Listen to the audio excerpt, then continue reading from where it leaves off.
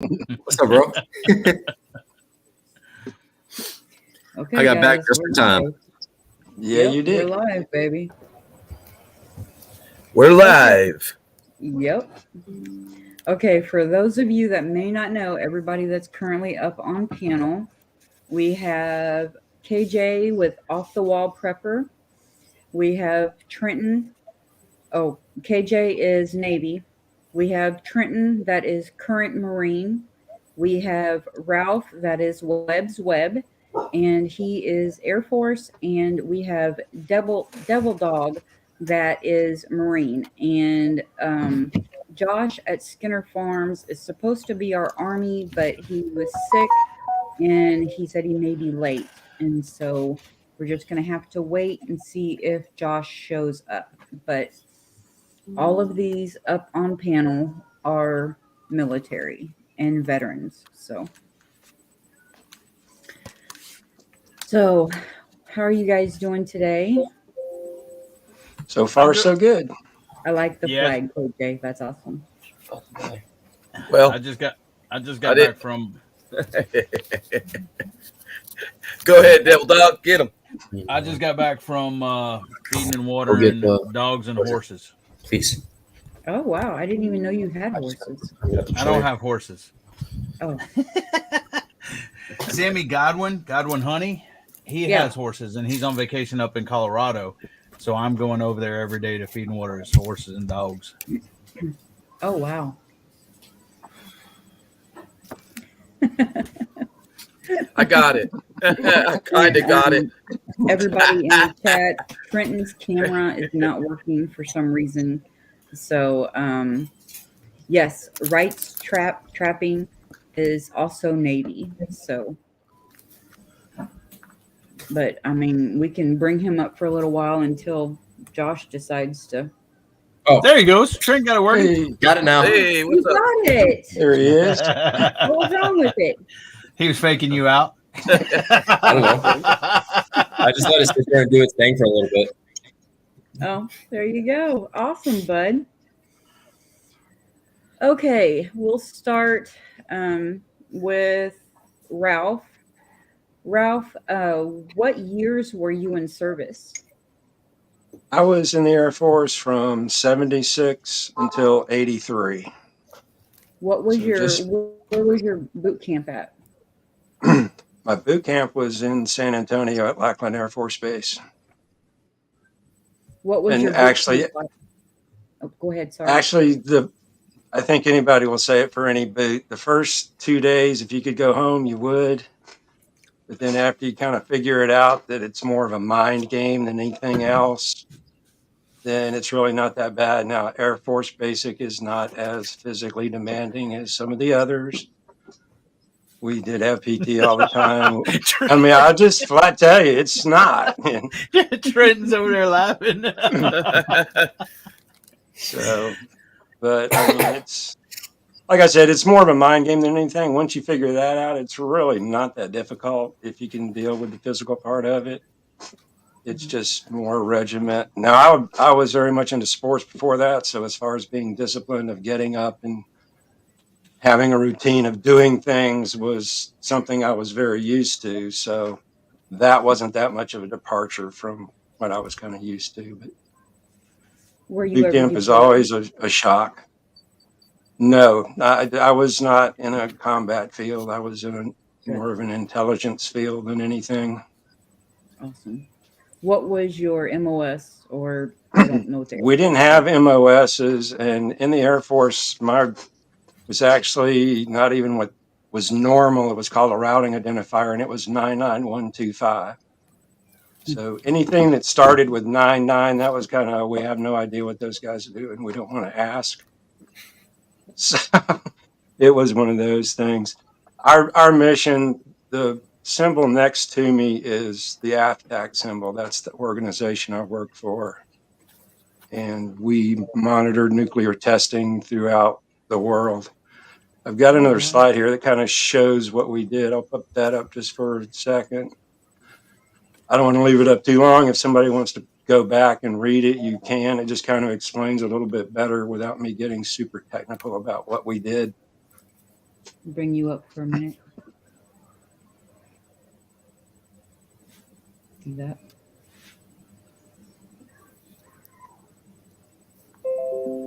So when they talk about the underground part, that's what I spent most of my time doing, and that was literally seismology, earthquakes. Yeah. We monitored earthquakes throughout the Yeah. world and other things that happened also. Yeah. So it's kind of strange to join the Air Force and then start studying earthquakes. It's like, wait, what's wrong with that picture? Yeah. But anyway, but What was that's what I your did. favorite thing about being in the Air Force? That's a good question. I don't know. I had a good time when I was there. I was lucky. I got sent to some really nice places, so I didn't really get dumped anywhere that was really bad. Plus, our organization kind of small, so we didn't do a lot of normal things that Air Force people did. Hello, Not Homestead. saying we were special, but we were just such a small organization that it was kind of so. There was 6 people in my class in tech school. One of those guys was married, so he wasn't living on base. So we only had 5 guys. So you're going to march 5 guys to class? No. We do. So, yeah, we did. In the Marine Corps, we march 5 guys to class. Yeah, there was no point in it. It was just, I mean, it was literally like not even a block from our dormitory to the class. So it's like, we didn't even have to go outside. We just walked over to it. So it was no big deal. Yeah, see, in the Marine Corps, totally different. If you didn't show up marching in boot camp and in training our A school and stuff, you'd freaking get in trouble if you just moseyed over there or walked over there. Well, like I said, everybody else at tech school, we went to tech school at Lowry Air Force Base in Denver. It's not there any longer, but that was where we had tech school. And there was a lot of other things going on there too. And all the people hated us because we had to fall out and get, roll call and all that. But then we didn't just march to class. So the other guys, they hated us because you didn't have to march to class. They were all marching to class. It's freezing outside in Denver. So yeah, we were not very well liked. How old were you? We weren't the only ones. There was a couple other organizations on base that didn't march to class either. So it wasn't that bad. How old were you when you went in? I was 19. So I'd been out of high school for about 2 years. And it just was a good thing for me to do. Calmed me down a little bit, gave me a direction. Yeah. I don't regret it at all. Have you done anything with your military service since you got out? Like, did you go into a occupational field that, that stemmed from your military training? Well, just the high tech side of it. Yeah. Cause excuse me, when I got out, I started working with computers for an insurance company. Did that for the next 38 some odd years and then retired a couple years ago. Wow. That's awesome. So yeah, I've been working around computers since forever. The computers we used at our headquarters building they were fed with card decks. If people remember those punch card decks, anytime you needed to run a bunch of data through, you would punch a new deck of cards and hand it to the computer guys, and they would feed it in. Wow. Okay, Eddie, what years did you serve? I went in February 91, got out November 93. How old were you when you went in? 18. I actually turned 19 in boot camp. Oh wow. What was your... And well, besides that, I was a diet private, so it was even worse on me. Trenton knows.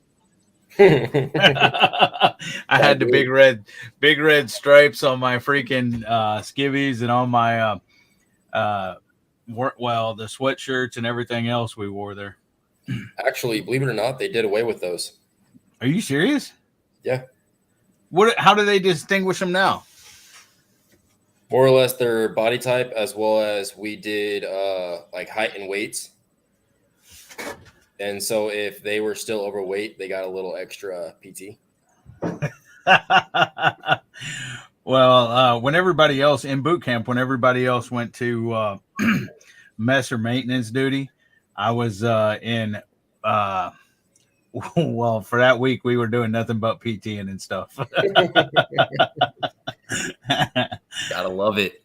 But I went in the Marine Corps. Now, I never had a problem with sit-ups or anything, but I went in the Marine Corps doing 3 pull-ups, and I come out doing 18 pull-ups. Went in, I weighed 230, 233 or whatever. I'm sorry. I don't know. He dropped off. Yeah, he's not even down below. I went in weighing 233, and they made me lose. I was on delayed entry program when I was in high school, and we were always freaking PTing and going to the DEP meetings and everything else. And at night, every night I was running and PTing, and I lost 30 pounds before I even went to boot camp, because before they'd send me, I had to lose 30 pounds. So I went into boot camp weighing 203. And I came out of boot camp weighing 173. And muscle, that ain't including all the muscle you put on, and muscle weighs more than fat and everything else. So I freaking come out of boot camp pretty good. But I've been out of the Marine Corps since 93, so 30 years, almost 29 years.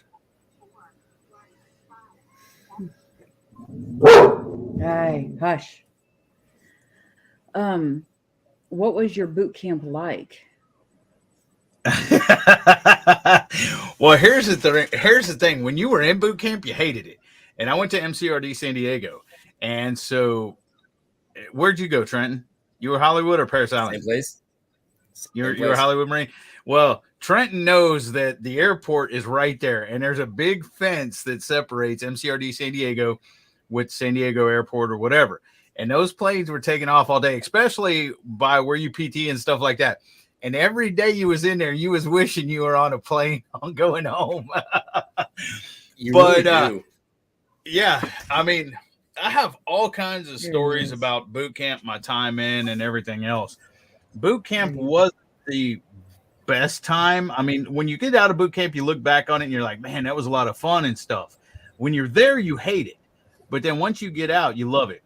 And my platoon, you know, I'm assuming they still have this. You know, you have first phase prac, first phase PFT, and first phase drill. Then second phase, when you go up to Pendleton, you have first phase or second phase prac, second phase range, and second phase was it PFT, Trent? Oh, wow. It was CFT. What's CFT? What's CFT stand for? It's combat fitness test. Oh, okay. And then third phase, you had third phase prac, third phase drill, and third phase PFT and stuff. Well, here's the thing. We started out like 98, 97 people in boot camp, and we graduated 40 some, I think. Everybody else dropped out because they couldn't hack it mentally, physically, emotionally. And I don't know if it happened, but there was people that actually wet their bed in boot camp. And there was people that couldn't hack it and everything else. But we, over half our platoon was diet privates. And our drill instructor, our senior drill instructor, Sergeant Johns, he was like, well, boy, you know, I know you're never going to be PFT, because we never won PFT, okay? Mm-hmm. But we won first phase prac, we won first phase drill, we won second phase prac, second phase range, and we won third phase prac and third phase drill, and we were company honor platoon. But the thing is my senior drill instructor, Sergeant Johns, was Marine Corps Force Recon, and drill was his thing. We drilled harder and more than anyone freaking else. But I'll send you the link if I have to. But so I mean, we loved it, and third phase drill. I mean, I can tell this story. I might get back to it, but I would, you know, my MOS was 6153 hydraulics pneumatics on 53 echoes. Now they come out with the kilos, 53 kilos. 53 echoes were the super stallions. I don't know what the kilos are. because Marines have 4 helicopters. They have the AH-1 Cobra, the UH-1 Huey, the CH-46 Sea Knight, and the CH-53 Echo Super Stallion. Well, not CH-53K Kilo, but that's what I did. And like Ralph, if I had it to do all over again, I went in, when I went into boot camp, I planned on making, before I went in, I planned on making a career. I planned on being a lifer and everything else, and it didn't work out that way. Yeah. But if I had it to do all over again, I would. I love the Marine Corps, you is a love-hate relationship. You love to hate the Corps, and you get the big green, and everything else a lot of times. And I was on so many working parties, and they say every Marine's they say every Marine's primary MOS is 0311, which is a grunt, which that ain't true. Every Marine's primary. I have a backup Navy just in case. So, Coyote is my backup Navy. Every Marine's primary. But so did you ever deploy anywhere? Yeah, I went on UDP, which is Unit Deployment Program, to Okinawa, Japan. And you didn't ask Ralph, but Ralph was deployed too overseas. But I was in Okinawa. I was at Marine Corps Air Station Fatima, and I went to NBC school, which is Nuclear, Biological, and Chemical Warfare School at Camp Foster in Okinawa and stuff like that. Oh, wow. And Trenton can tell you Mop gear sucks. Oh, OTWP is trying to come back. Actually, believe it or not, because of my MOS, they are refusing to give it to us. Really? Yeah. I had to go outside, put my hand up. I'm out in the forest. That's what we have to do out here. When you're ex-military, prior military, you just put your antennas up and go outside. You can get it done. Yeah, there you go. Awesome. So, Eddie, is there? I didn't want to let you down, Willow Way. I mean, I promised you I'd be here. I know, but I don't want you freezing to death either. I'm good. I got my arm up, tilted to the left. We good. Oh, okay. Eddie, was there a lot of hazing or anything like that went on? Yeah. Back then, I don't know how much of it goes on right now, but here's the thing. If you see our EGA right here, our Eagle, Globe, and Anchor, okay, the Eagle stands for One Nation, the Globe stands for Worldwide Service, and the Anchor stands for Naval Traditions. Marine Corps is huge on traditions, okay? And back then, let me give you one example.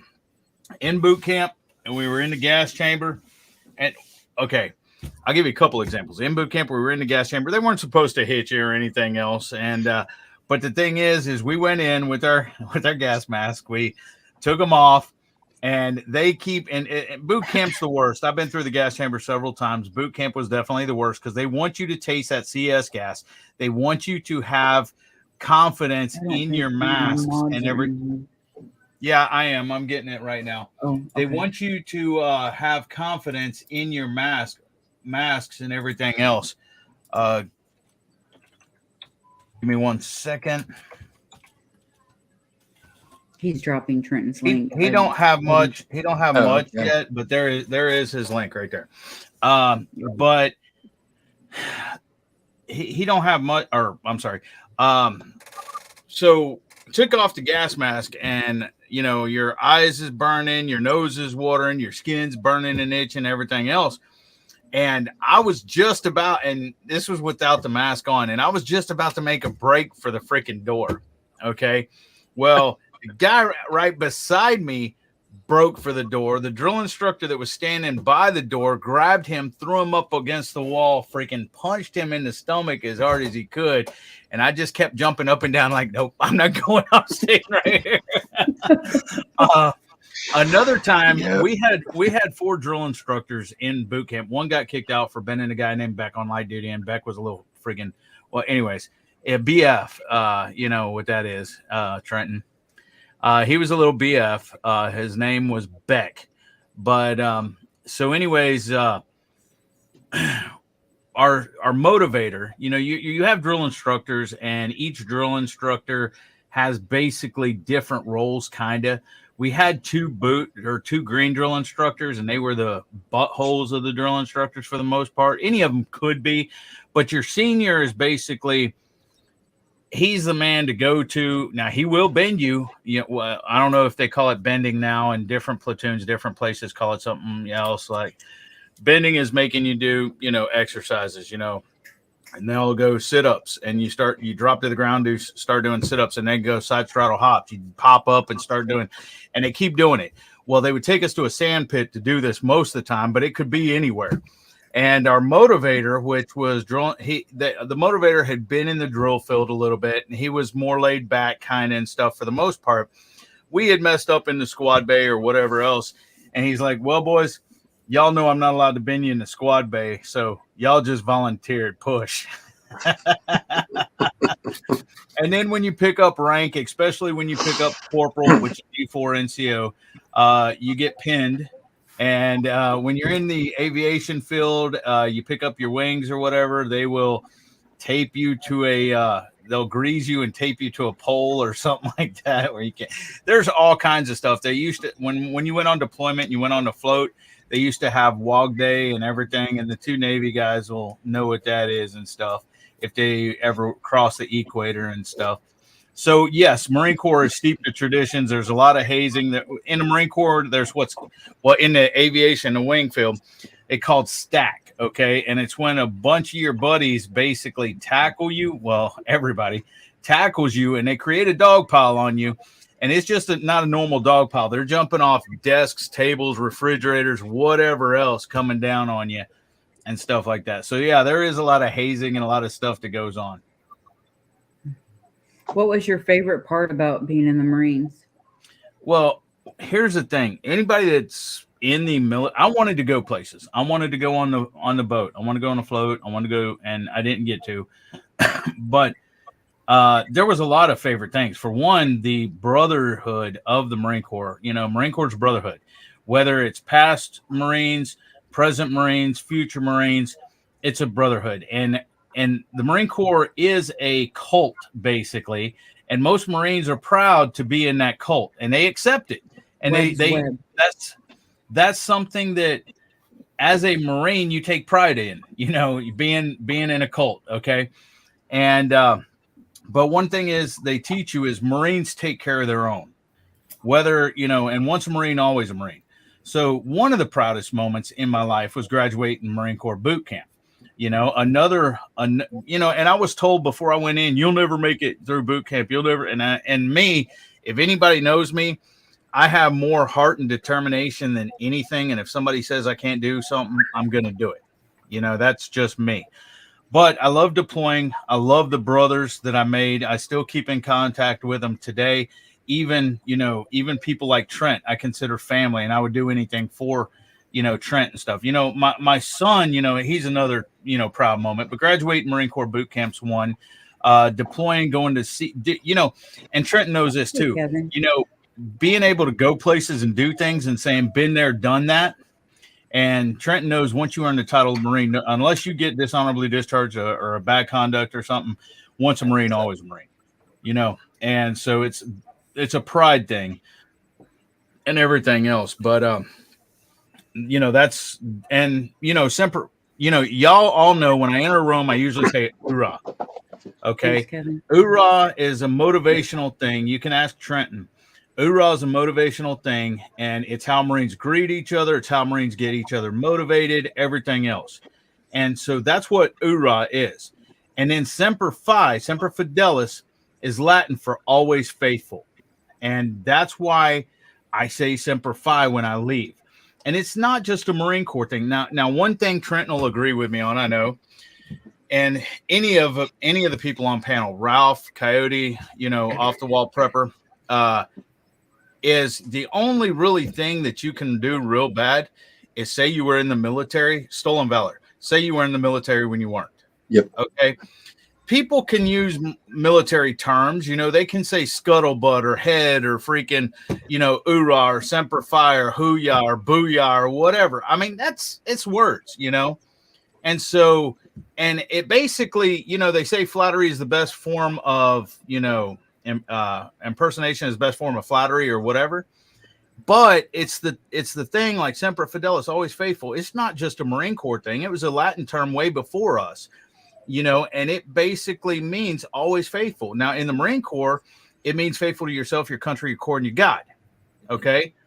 But outside of that, it can be faithful to your family, faithful to your friends, whatever. Semper Fi is always faithful, no matter who's saying it or who you're talking to or anything else. Now, if y'all disagree with me, you can stop me anytime, but I can go on. But I'm done. Okay. KJ, Yes. what years were you in the service? I joined I joined my junior year. I went into the delayed entry program. So it was 1983 and I got out in 1989. Oh, wow. Were you ever deployed?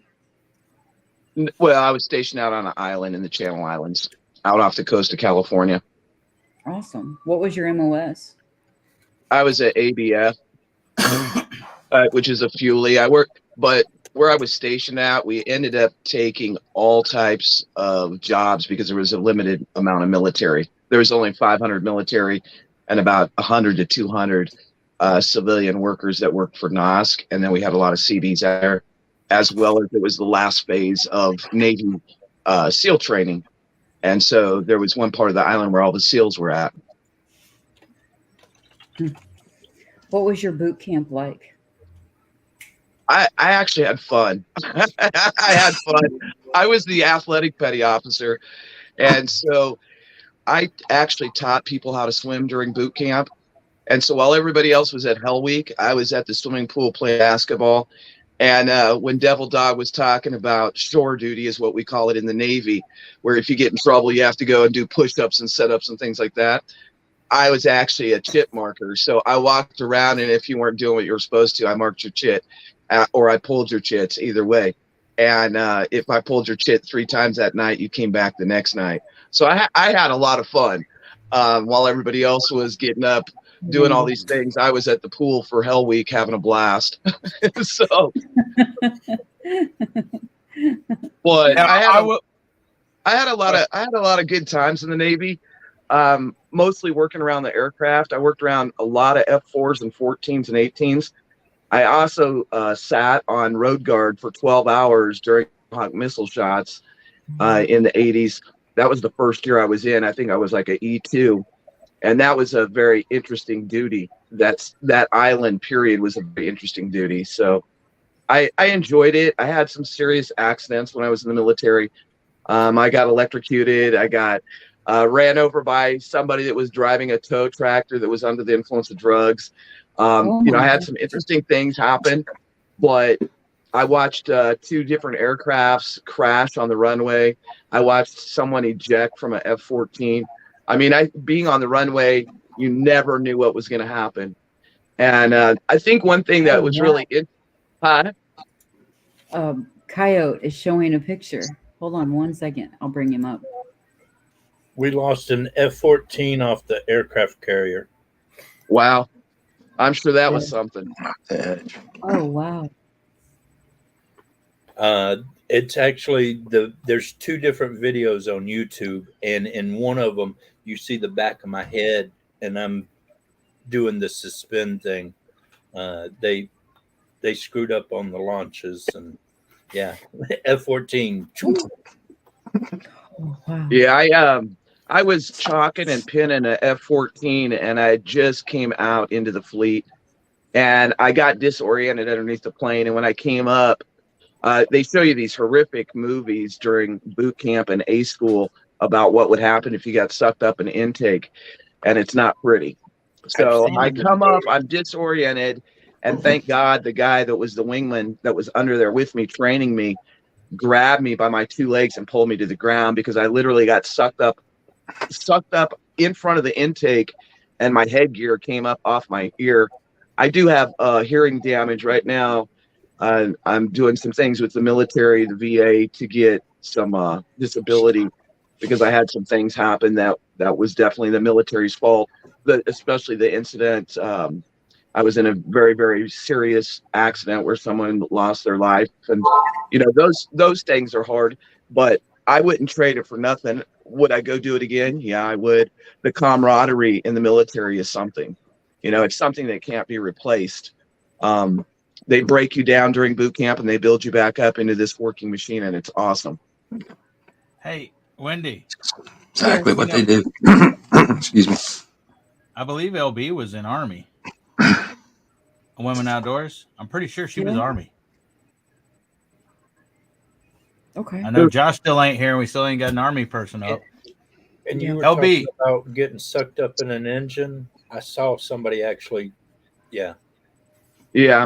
Well, and plus like if you're landing on a carrier deck, that wire, that's what they did out at San Clemente Island. At night, they came out there and they practiced. It was called CCAs. And they practiced and they would hit the deck and bounce back up.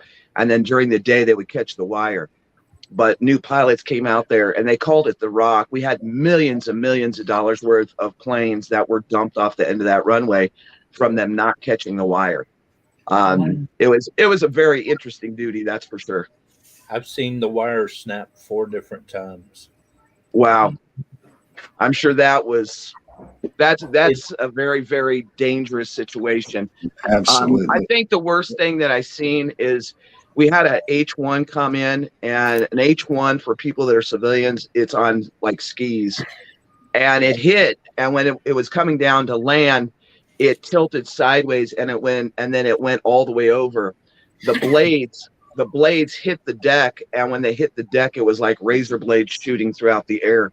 And I was behind an NC-8, which is like a big battery jump machine that starts F4s. Any plane, we started them, we jump started them.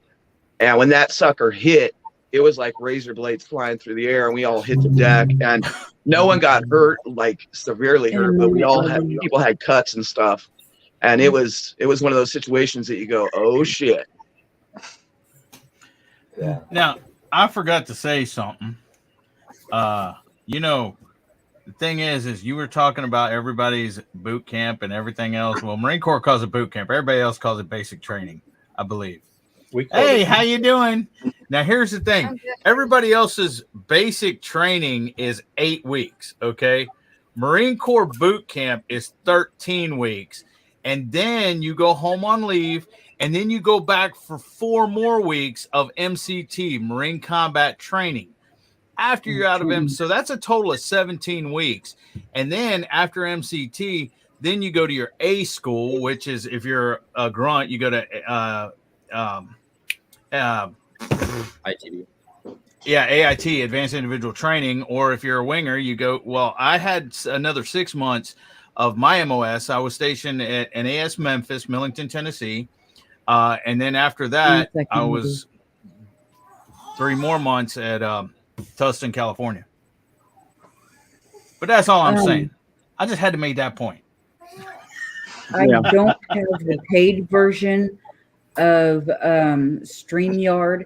So, Ralph, can I drop you down so I can bring up an Army person? You can drop me. I'm gonna drop off. You already have I got really bad internet, Willow.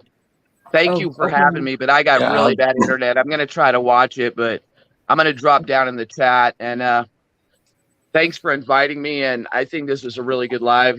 Just bringing military people together. Yeah. I appreciate you coming up and talking about your service.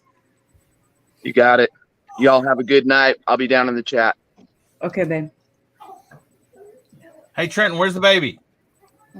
Go get the baby. I just got one thing to say. On the Marines paycheck, it does say the Department of the Navy. Yeah, well, it should say Men's Department of the Navy there, Coyote. Big What fire. you said about the Army? Big fire the baby. Okay, just so you guys know, okay, Trenton is Marine. His wife Maya, that's sitting beside him, was Army, and but she had to get out because of that beautiful little thing that Trenton is holding. Oh, she's Bigify the beautiful adorable. little thing. Bigify. Okay, Can Wendy hold not hear on. me? Oh, Bigify. I can hear you. Hold on, I'm doing it. I just want to squeeze those cheeks. There. Oh, she's There you adorable. go. No, Oh, she's isn't so she cute. beautiful? So cute. That is my precious little granddaughter. She's just looking. Oh, she's adorable. I know, she is gorgeous and she looks so much like her mama. Yes, her looks so much like her mama. Where's her little Grandma outfit? loves you. Yeah. Grandma loves you so much. Okay, now I want to see the outfit. Really. All right, you can unbigify now. The baby's gone, so. Don't worry, she'll be back. Yeah. So what are we talking about? Just military here? This Yeah, is my that's baby. it. Okay. right. Yep. Rights trapping. To kind of finish off our Navy, and what years were you in? 89 to 96. Were I you ever was- deployed? I was in the U.S. Navy. I was went to boot camp in San Diego. Went to A school in San Diego, or one of the first A schools I went to San Diego. Then I got stationed in Japan, and I was stationed in Japan for 7.5 years. And Oh, wow. the first ship I was on was the USS Kurtz FFG 38, and we were a submarine chaser, basically. Oh, wow. And when I was on there, what Marines and everybody calls MOS, I was a boatswain's mate, basically. And civilian terminology, glorified janitor. But I can tie knots really good. What was your boot camp like? What was your favorite part? My funniest part was going to the haircut place, and when I sat down, they didn't like to cut my hair. I've had shaved head since high school, Yeah. and I've always kept my hair real short, less work, and so. What in the Marine Corps, you don't go to boot camp with a shaved head No, because they You will make you bleed. Hey, bless. They will. Oh, Yep, yeah, exactly. yeah. They're gonna get some hair or skin or something. the guy that I stepped up and he saw me, he was like, "I don't care, sit down." And he goes, "I'm gonna cut something." And I was like, "Oh no." I just grabbed my ears and tried to protect my ears. I was like, "My aunt already tried to cut one of my ears off. Don't cut my ears." Yeah, now if you go and you don't have any hair, they take an eyebrow. Are you serious? Oh, no.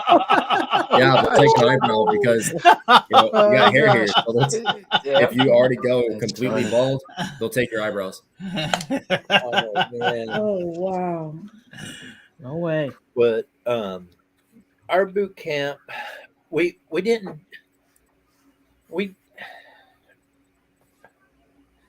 more did marching drills, and I love it. we did a lot of running and push-ups. That's excellent. Oh, that's cute. Send me a picture of that, Trenton, later on. They were more That's concerned awesome. about learning disability or discipline Yeah, just and following orders, because on the ship you can't just call the fire department or call an ambulance. You have to be able to do it all. You did fire department stuff, you did ambulance type stuff, you had to do all this stuff. She's such a good baby, man. She's just watching and Somebody said listening. But Well, maybe Coyote's putting her to sleep. but what after was your least favorite part? my least favorite part, Yeah.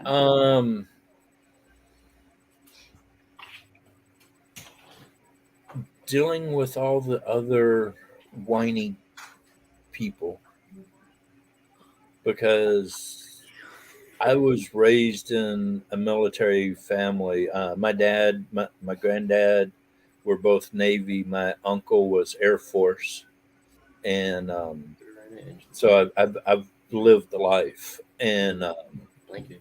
when I went in, I was already ready for what was going to be, and was all heart into it. And the first week there were guys like, I can't take this. And it was like, dude, suck it up or leave. I mean, those are your two choices. I mean, Right. but the ones that made it through, we did great and all, but it just, I realize some people don't realize what they're going to sign up for, but if you're going to sign up for it, be ready for it. But again, Navy does stand for never again volunteer yourself.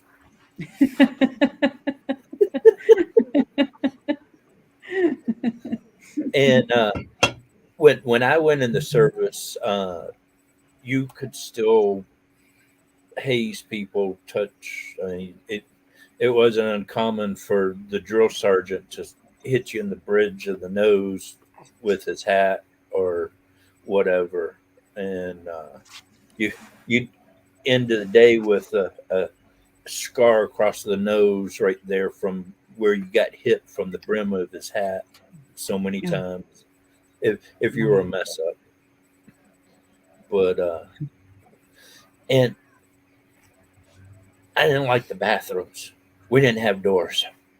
Yep. Was your Well, all food very good?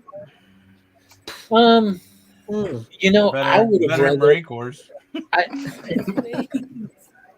in boot camp the food wasn't too bad, but it was you didn't have long to enjoy it. It was like just turn it up and scoop it in and go. And but on the ship, as long as it was a calm day, the food was great. But if it was a rough day, sometimes you were eating your food, sometimes you were eating your friend's food. Sometimes you were eating your friend's food on the other side of you. It just depended which way the ship was rolling at the time. And so, but I'll tell you what, you learn to carry a bunch of coffee on a moving ship, and you'll never spill anything again until you get old and start getting carpal tunnel arthritis. Yeah. But Well, I'm glad you were able to come up and join us. when I was saying it, the first ship I was on the USS Kurtz. The second ship I was on the USS Independence, and I Oh, changed wow. rates to aviation equipment, and I worked catapults. And I've heard of the Independence before. uh, I can't think of his name. The other guy was just here. Off the wall prepper. Yeah, he was talking about working with planes and stuff. I, I that's what I did for 4 years is work catapults on the Independence, and I've seen people hit by the shuttle going back and forth. Um, I've seen planes go through a wave, and it was Oh, like wow. fly, fly, fly. Yeah, he flew. Jeez. He's flying. He's flying. It's because they take off, and if it doesn't launch right and the wave comes up, they just go right through the wave, and all of a sudden you kind of see the plane kind of. Wow. You hope it goes that way and not that way, because if they go that way, then you hope to see somebody go flying up, because otherwise we're running over them. Right. Because big aircraft carrier don't turn. Huh. That is But, awesome. I mean, not but, awesome, but I mean, it's just, yeah, that'd be cool to see. but that was really my most favorite time in the whole military is being on an aircraft carrier. Laying at night, they had these nets around the ship so you wouldn't fall off the flight deck. And we would lay in those nets if we didn't get caught and lay there and take naps and watch the stars and stuff. And you could see the water glowing as the ship was going through it and all. And it was just mesmerizing at night out there. Oh, That was always my favorite time. But when I was in Desert Shield, Desert Storm, that was interesting because I was still on the small ship and we were front line, and we took prisoners. We blew up 3 ships. We blew up mines. I may or may not have shot somebody with a 50 cal.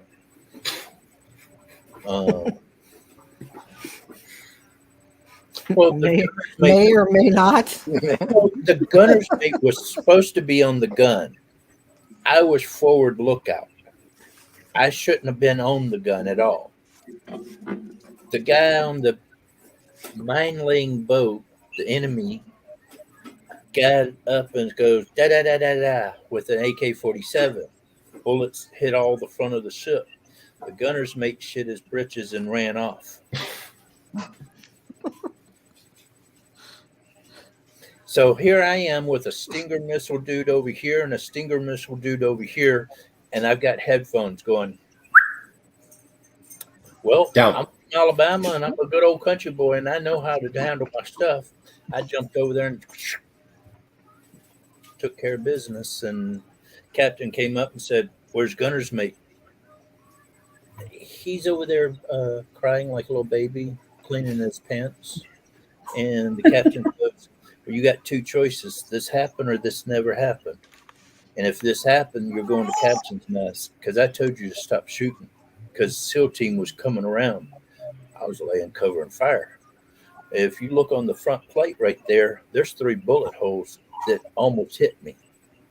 I was protecting people.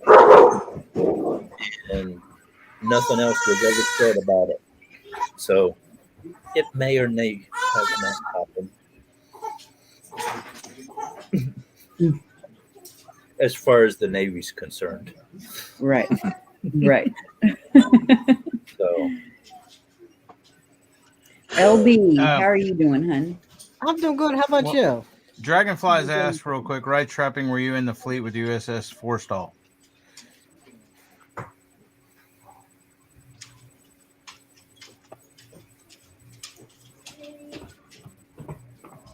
Did he hear you? I'm thinking. Yeah, he's thinking. I've heard that name before, but I can't remember if it was in. We were the Pacific Fleet, basically, the 7th Fleet. When I first got to Japan, Midway was the aircraft carrier that ran with us. And then the Independence came in and took over Midway. But I think when we went over there, I think it might have been there for a little bit. I can't remember. That's a familiar name. I don't remember.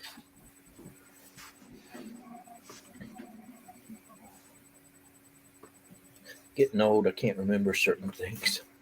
Hey, Jeff. Hey, Jeff. How's it going? Good. How are you guys tonight? Hey. Sorry, I'm so late. He's been at work.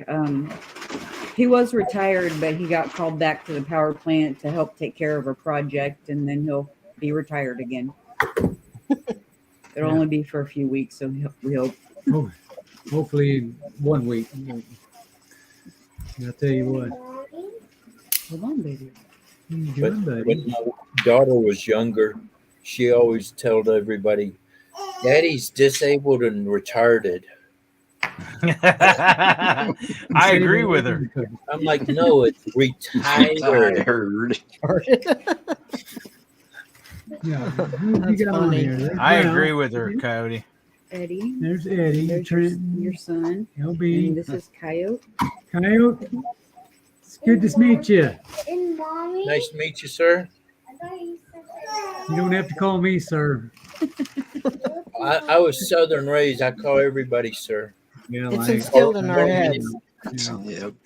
But living out here in Washington, that can almost get you in trouble because Yeah, I'll bet. I just personally want to tell you guys thank you for your service right up front. I know Wendy's probably told y'all Cheers. that already, but anyway, thank you. I really appreciate it. Well, it looks to me like I got a door handle to put on. Yeah. Go fix it now, Jeff. Ralph, Trenton, and Eddie know the deal on that. Oh yeah. I couldn't get the bolt.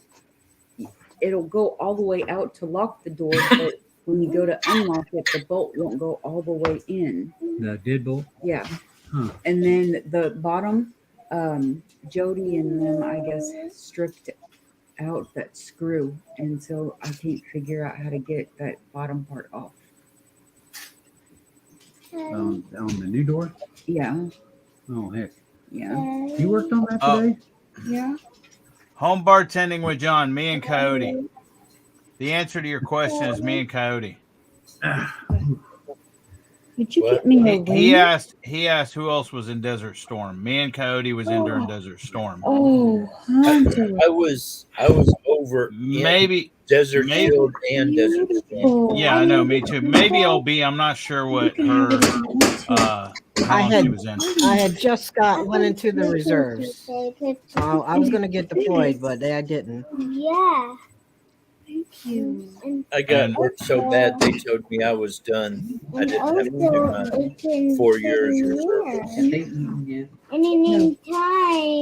anytime you go somewhere, I was kind of bummed about anytime that. you go Okay, LB. Since Trenton and Wendy is muted right now, and we are on to the Army. Well, you were in Air Force and Army. You can. When was you in? That's Wendy's first question. Okay, I went in the Air Force in 1979. Yeah, I'm old. Yeah, do the math. Do the math. I got you beat. Sorry. Okay, I know. Yeah, I graduated in June. In July, I was on a plane.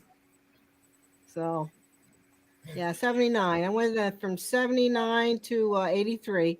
And in 84, I went into the Army. And how long was you in the Army from? I was in the Army for 3 years, and then I did another 4 in reserves. Okay, and what's our next question? What was your basic or boot camp like? It was like Girl Scout camp. I was like, okay. So I ran and did the obstacle course, turned around and did it again. I'm like, is this all you got? Really? I came here to be challenged, you know? Well, maybe you should win the Marine Corps, LB. Okay, should I be selling Girl Scout cookies now? You know? Like, really? No, you know, it wasn't bad at all. I mean, really, seriously, it wasn't that bad. The worst thing was that I hated about basic training was showering in front of 20 girls.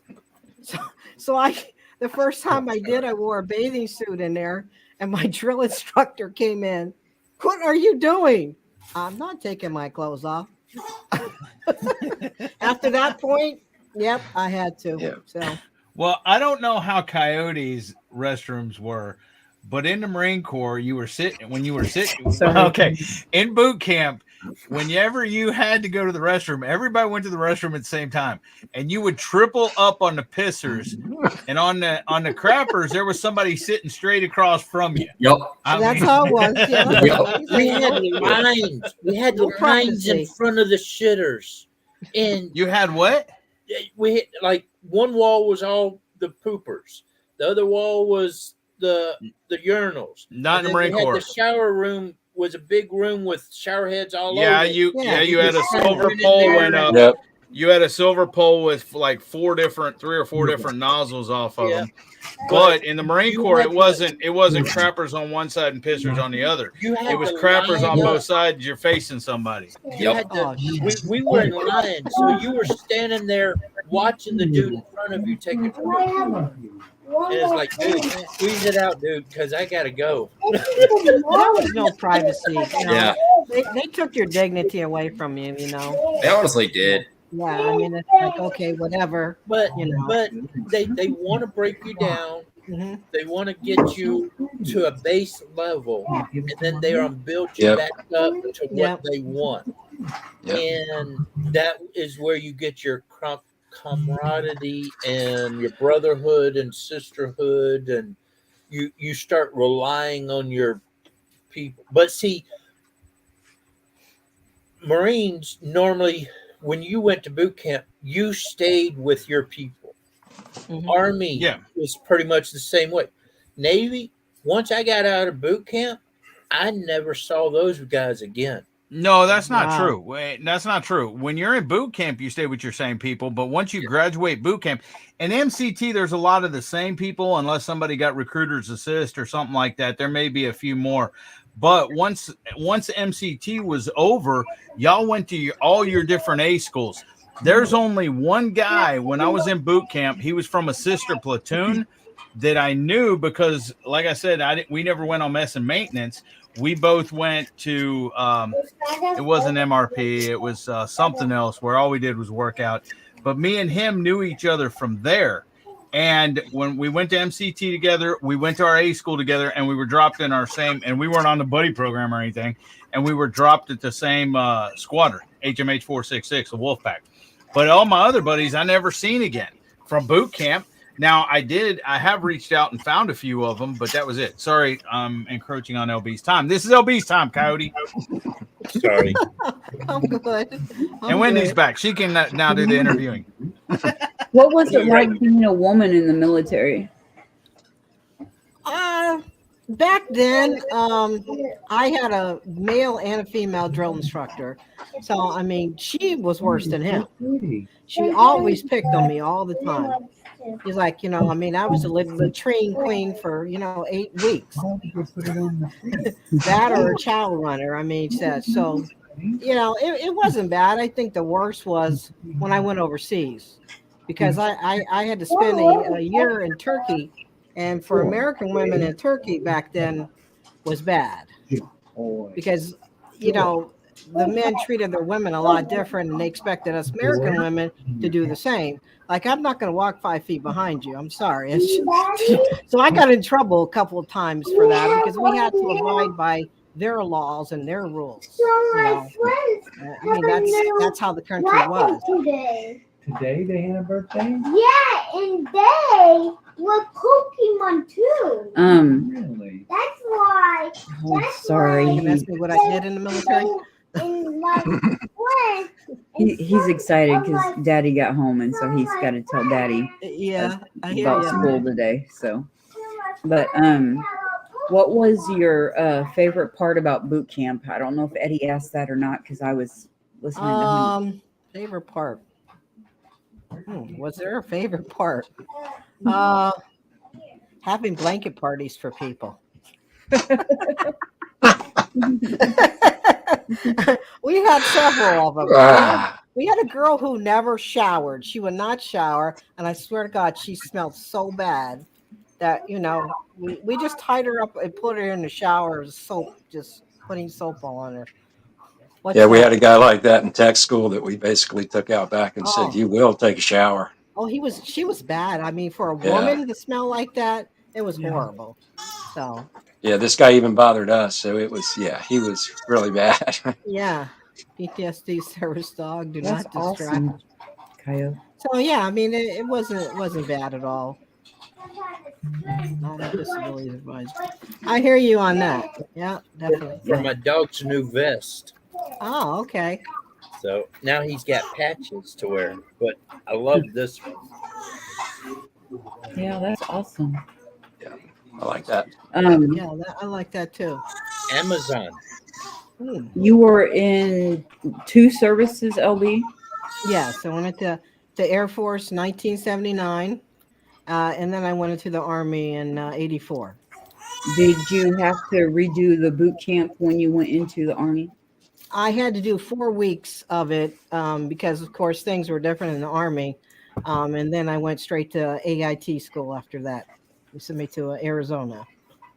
I installed satellite microwave systems. So, and then they shipped me off to Turkey on top of a mountain. Oh, wow. Did That's you? Dang, that's you and where I Ralph wanted may to have been in go. the same place. Huh? You and Ralph may have been in the same place. No, she was. Yeah, I was in Ankara. You were in Yeah, so was Incirlik. I. Incirlik? Where? No, I was in Ankara. I was Oh, I was stationed in outside of Adana. Yeah, I was in Okay. Adana. Yeah, we actually didn't have any housing there or barracks. We had to stay in Yeah. villages. That's where we had to live in villages. So let me tell you, I never made it down that direction. I made Oh, it it's good towards you didn't. Istanbul and a trip to Istanbul and Izmir with the soccer team. So plus my Mhm. wife, I met my wife while I was there, so she's Turkish. So Okay. No, I the food had a was great great. time when I was there. Oh gosh, yes. The food was fantastic over Yeah. there because And very inexpensive too, with the exchange rate. exactly. So yeah, it was. We dined like kings. We would go in Ankara. That's where all the embassies are. So there's all Mhm. kinds of high end restaurants there. And we Well, would, we didn't have we would anything go out to the high-end. top restaurants and spend maybe $25 for the 2 of us, Oh wow. and that's going full bore. I mean, a couple bottles of wine, dessert, the whole 9 yards. So yeah, we used to go out to eat quite a bit. It was very inexpensive for us. Do you We remember enjoyed it. drinking that raku? Rocky, oh yes. Yes. Oh my gosh. Carefully, I'm very carefully. I'm thinking I'm a tough girl. Yeah, I can handle it. Oh my gosh, I couldn't even Yeah. go to work the next morning. LB Dragonflies wants to know what was your rank. My rank, I got out in E5. Okay, rights trapping real quick.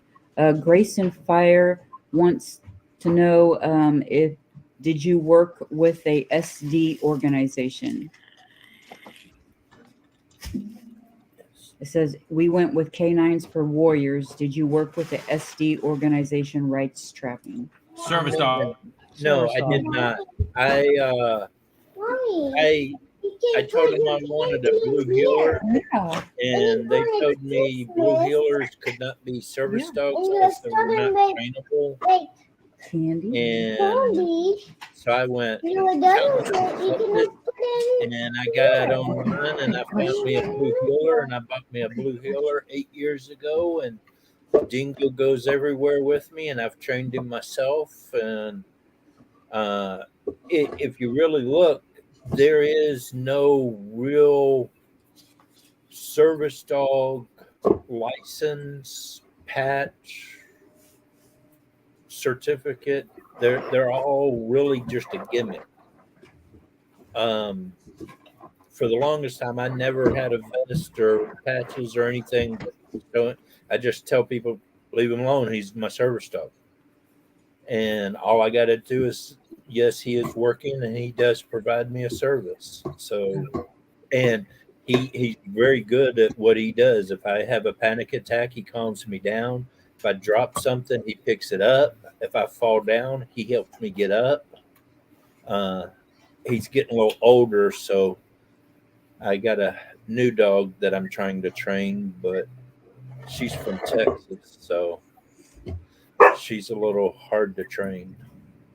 LB, is there anything from your service that you have kept with you or that has led to like your current occupation or things that you like to do? Yeah, that's why I changed over to the Army because I wanted a certain job in telecommunications, and the Army offered it to me, 26 Quebec.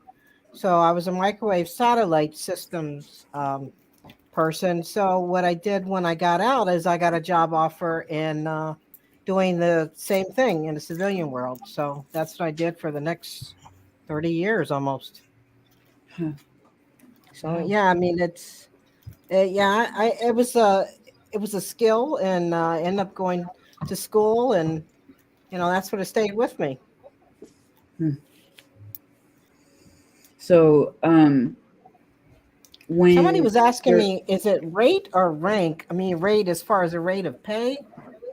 Was that what he's asking, Devil Dog? I think so. Rate is your actual. Well, you have rate and time and grade or whatever, and then you have rank. Well, rate to me is like E3. Well, your rate would be like an E3, and then your rate is also time and grade, how long you've been in E3. But then your rank is like Lance Corporal. E3 is a Lance Corporal, so I'm not sure what he's asking there. Yeah, like in Well, the Navy. I got out an E5. That was from after I did my reserve time. In the Navy, rank is considered like I was a bosun's mate, changed to aviation's bosun's mate. But I was an E4 is they my want you to rank. know your job. So okay, He said looking rate for is rate. Navy term for job. So I don't know. Somebody. Yeah, well, saying she that- was Air Force and Army, so Yeah. So ours was rank. I'm not sure what the rate is. I thought he meant pay. So I think we got paid like 50 cents an hour or something back then. Maybe 75 cents. But when I got into workforce, LB, the minimum wage was $3.25. Okay. When I started working at 15. Yeah, I've been working since I was. It's funny as you look at your Social Security statement in 1979, I made $700 all year. Wow. So, yeah. You have another But one? I enjoyed the military. I mean, it's something that's always going to be still. My father was Korean War, and my brother was in Vietnam, and my mother was a nurse at the Soldiers and Sailors Home. So we are a big military family. Wow. It's in our blood. I saw something in the back It's okay. of that ring. My brother from Vietnam, and he came back pretty messed up. And I remember, of course, I was younger than him, making fun of him, not realizing exactly what he went through until we actually went through it. So, he passed away about 10 years ago. Oh, wow. Yeah, both my mom and dad were in the military too. So Yeah. in our family. Wow. Trenton, He's muted.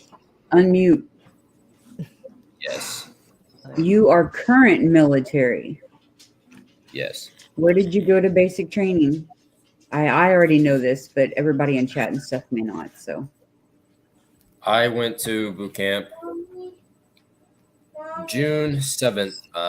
June 7th of 2021. But of course, with it being COVID times, they made every single person that wasn't fully vaccinated sit in a hotel room with a roommate for 2 weeks, and you lost your mind. Did y'all have to wear masks in boot camp? Because I've seen a lot of. yes. Oh, We had to wear masks all of boot camp except for family No day and thanks. graduation day. That's crazy. Hey, can I ask Trenton a real quick question, real quick? Yep. Go Hey, ahead. Trenton, can you and you need to bigify him, Wendy? Can you show me your POWMIA bracelet? Hold on 1 second.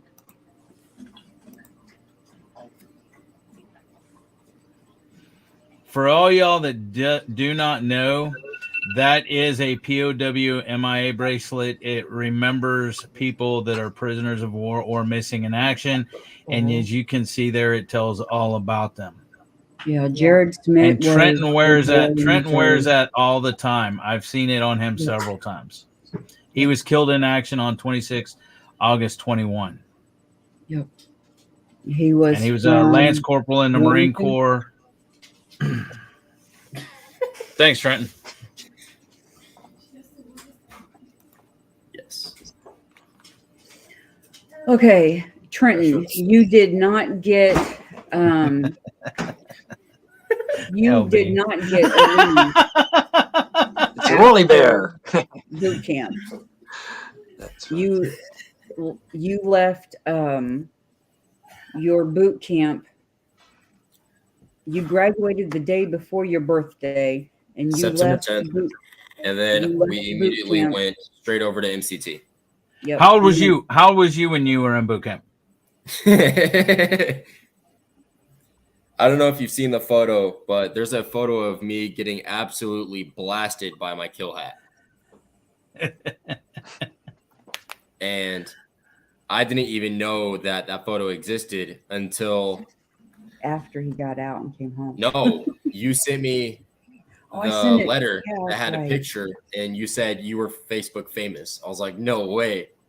Yes. But Josh is calling. What do you Okay. want me to tell him, Wendy? Tell him not to work. He doesn't. Oh, he's here. Josh is He's here. in chat. Yeah. excuse me. Hey, We'll bring Josh. him- We'll bring him up here in a minute. No, but she's gonna bring you up in a minute. Hey, Wendy, pull Josh up. What? I'm dropping down. Oh, okay. Hey, Well- you were. Okay, Josh. Here's the link to come up. Trenton, you got to see, what was your boot camp like? My boot camp. Oh boy. So we were the most athletic platoon out of everyone else that was in our, out of our company. I was Delta Company in San Diego, and I was platoon 1071. Well, our senior, his name was Gunnery Sergeant Torres, and every single cycle he's had, his platoon was always the strongest and most athletic. Like whenever you got first place in anything, whether it be range, prac, drill, CFTs, PFTs, you always got a. There's the photo I was talking about.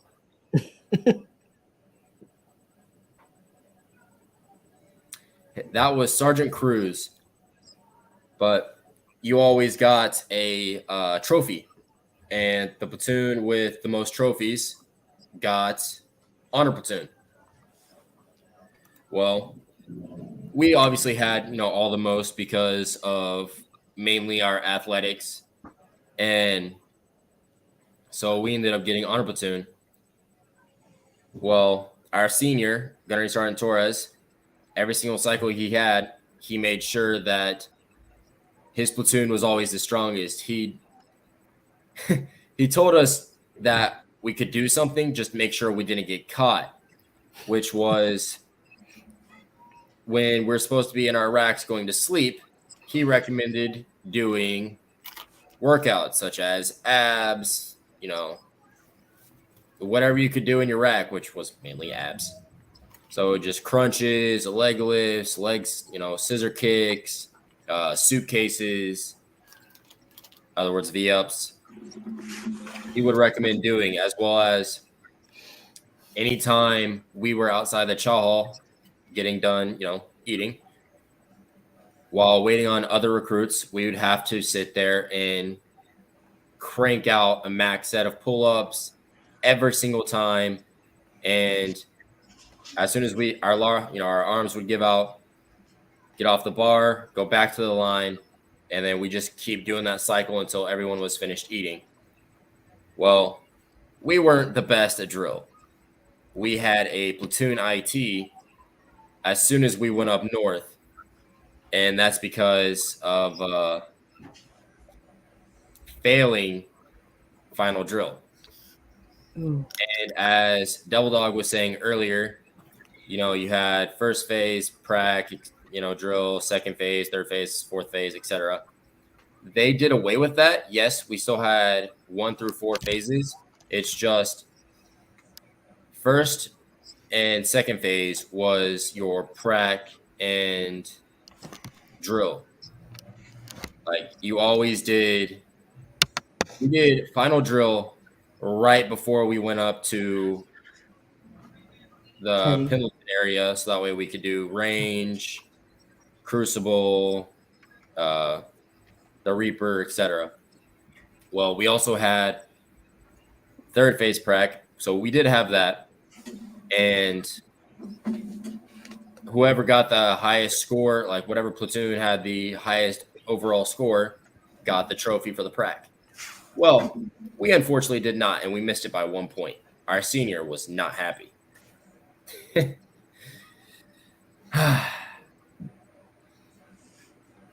Was there Yes. a lot of hazing going on? We wouldn't consider it hazing. Hazing doesn't exist. Bad word. Don't say it out loud. You didn't do that. No. We our old kill hat, which was Sergeant Cruz, and the one in the photo that she had showed you, he got in trouble because he pushed someone over their footlocker, which in result had them hit the back of their head on the rack. Oh, tell them about the pussy card. I mean the wimp card. Watch your face. Josh didn't know What? that it What did you exist- say? That it existed. The What, your shark card that card? you had to, the Oh. card that you had to keep in your pocket, and if Oh. the drill sergeant yelled at you, you had to pull it out, give it to him, and then he could no longer yell at you after that. Oh, that's Army. No, you said you guys had it too. No, I told you Army had it. Oh, so Maya We- had it then. So what we had is we had if you looked closely in that photo, you would see a red tag sticking out of my left sleeve. Yes. We had that because it had our name, and since we didn't have name tapes at that time, we had to earn those. The drill instructors would be able to identify who we were, and if they wanted to IT us, they would come grab this tag and just yank it off. And they didn't care if it took your button width. They just rip it off, and so that way they have your name tag. And it got to the point where people's name tags were getting pulled, so I just stopped wearing mine. Because I wasn't about that life. I wasn't going to get IT'd for, some unreasonable thing. Like, in boot camp, I only got IT'd, which that's what Double Dog was talking about. He says getting bent, they changed that to IT. It's supposed to be in individual training, but we call it incentive training because you have to be really dumb to earn it. You have to be a Marine to earn something. Well, I was only IT'd 3 times, Brown Eater. including the platoon IT. And 2 of the times is because my drill hat thought I messed up while we were practicing for final drill, which I didn't. I was dead on. But he just had it against me, and he seen me supposedly mess up, and he's like, Penrod, yes, sir. Go die. I was like, oh, yes, sir. And which means I have to deblouse, stack my rifle, and then take off my war belt, which had our canteens. And we'd go down to the sand pit that Double Dog was talking about, and we called it getting sugar cookied. And so that's where you're rolling around in the sand while you're nice and sweaty. So that way you sit there and itch the rest of the day until you can take a shower. Oh. Uncle Josh is calling you a crayon eater.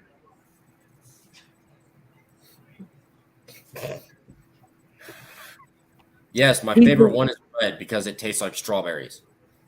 He's the one that you told him the definition of Army for that day. when we were in Kentucky. Ain't ready to be a Marine yet. Close your eyes, Wendy. So LB, close your eyes. okay, there we go. I must I've have lost never her seen that for a second or before. something. Where's the Navy What's here? Huh? Who's Navy? I'm over Coyote. here. No. Coyote. I know other side of UOB. I know. Oh. 8 years. Air Force and Army here. She's gonna get hot in that. Yes. Eddie's texting me. I called him an asshole.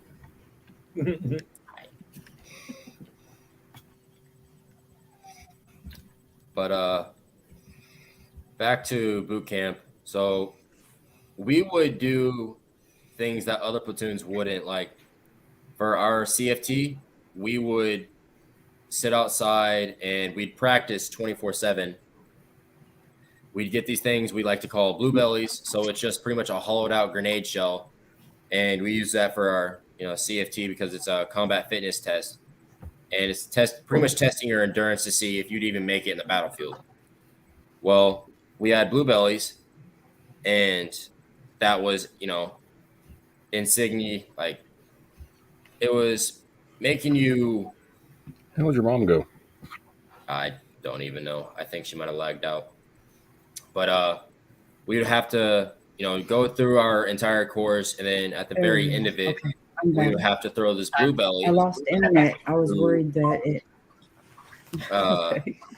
Replicate,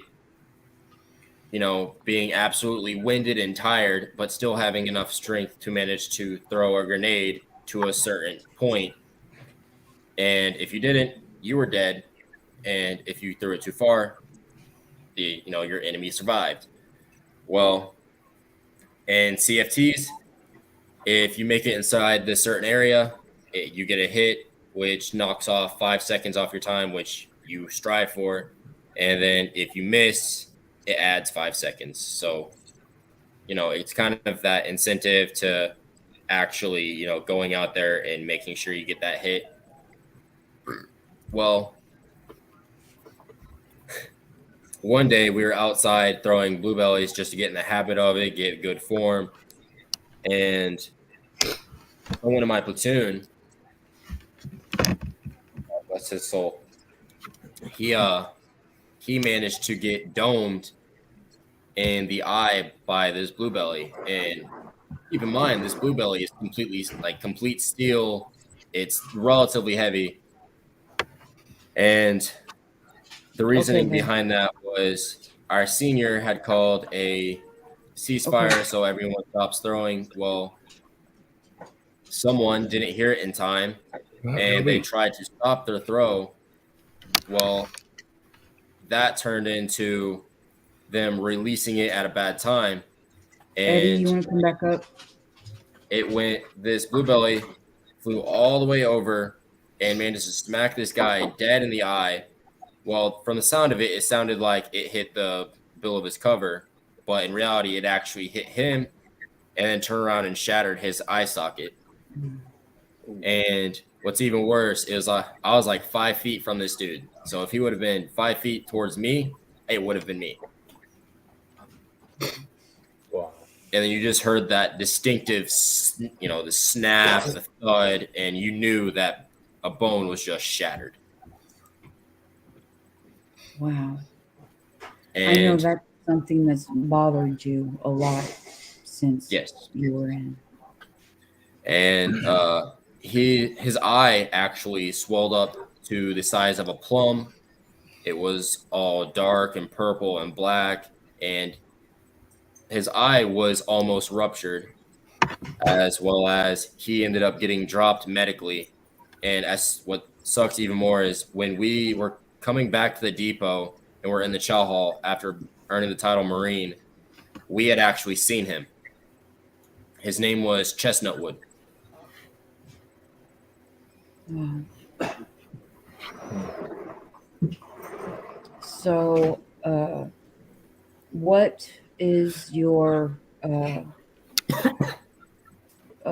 your job, your MOS, your ranking, your all that?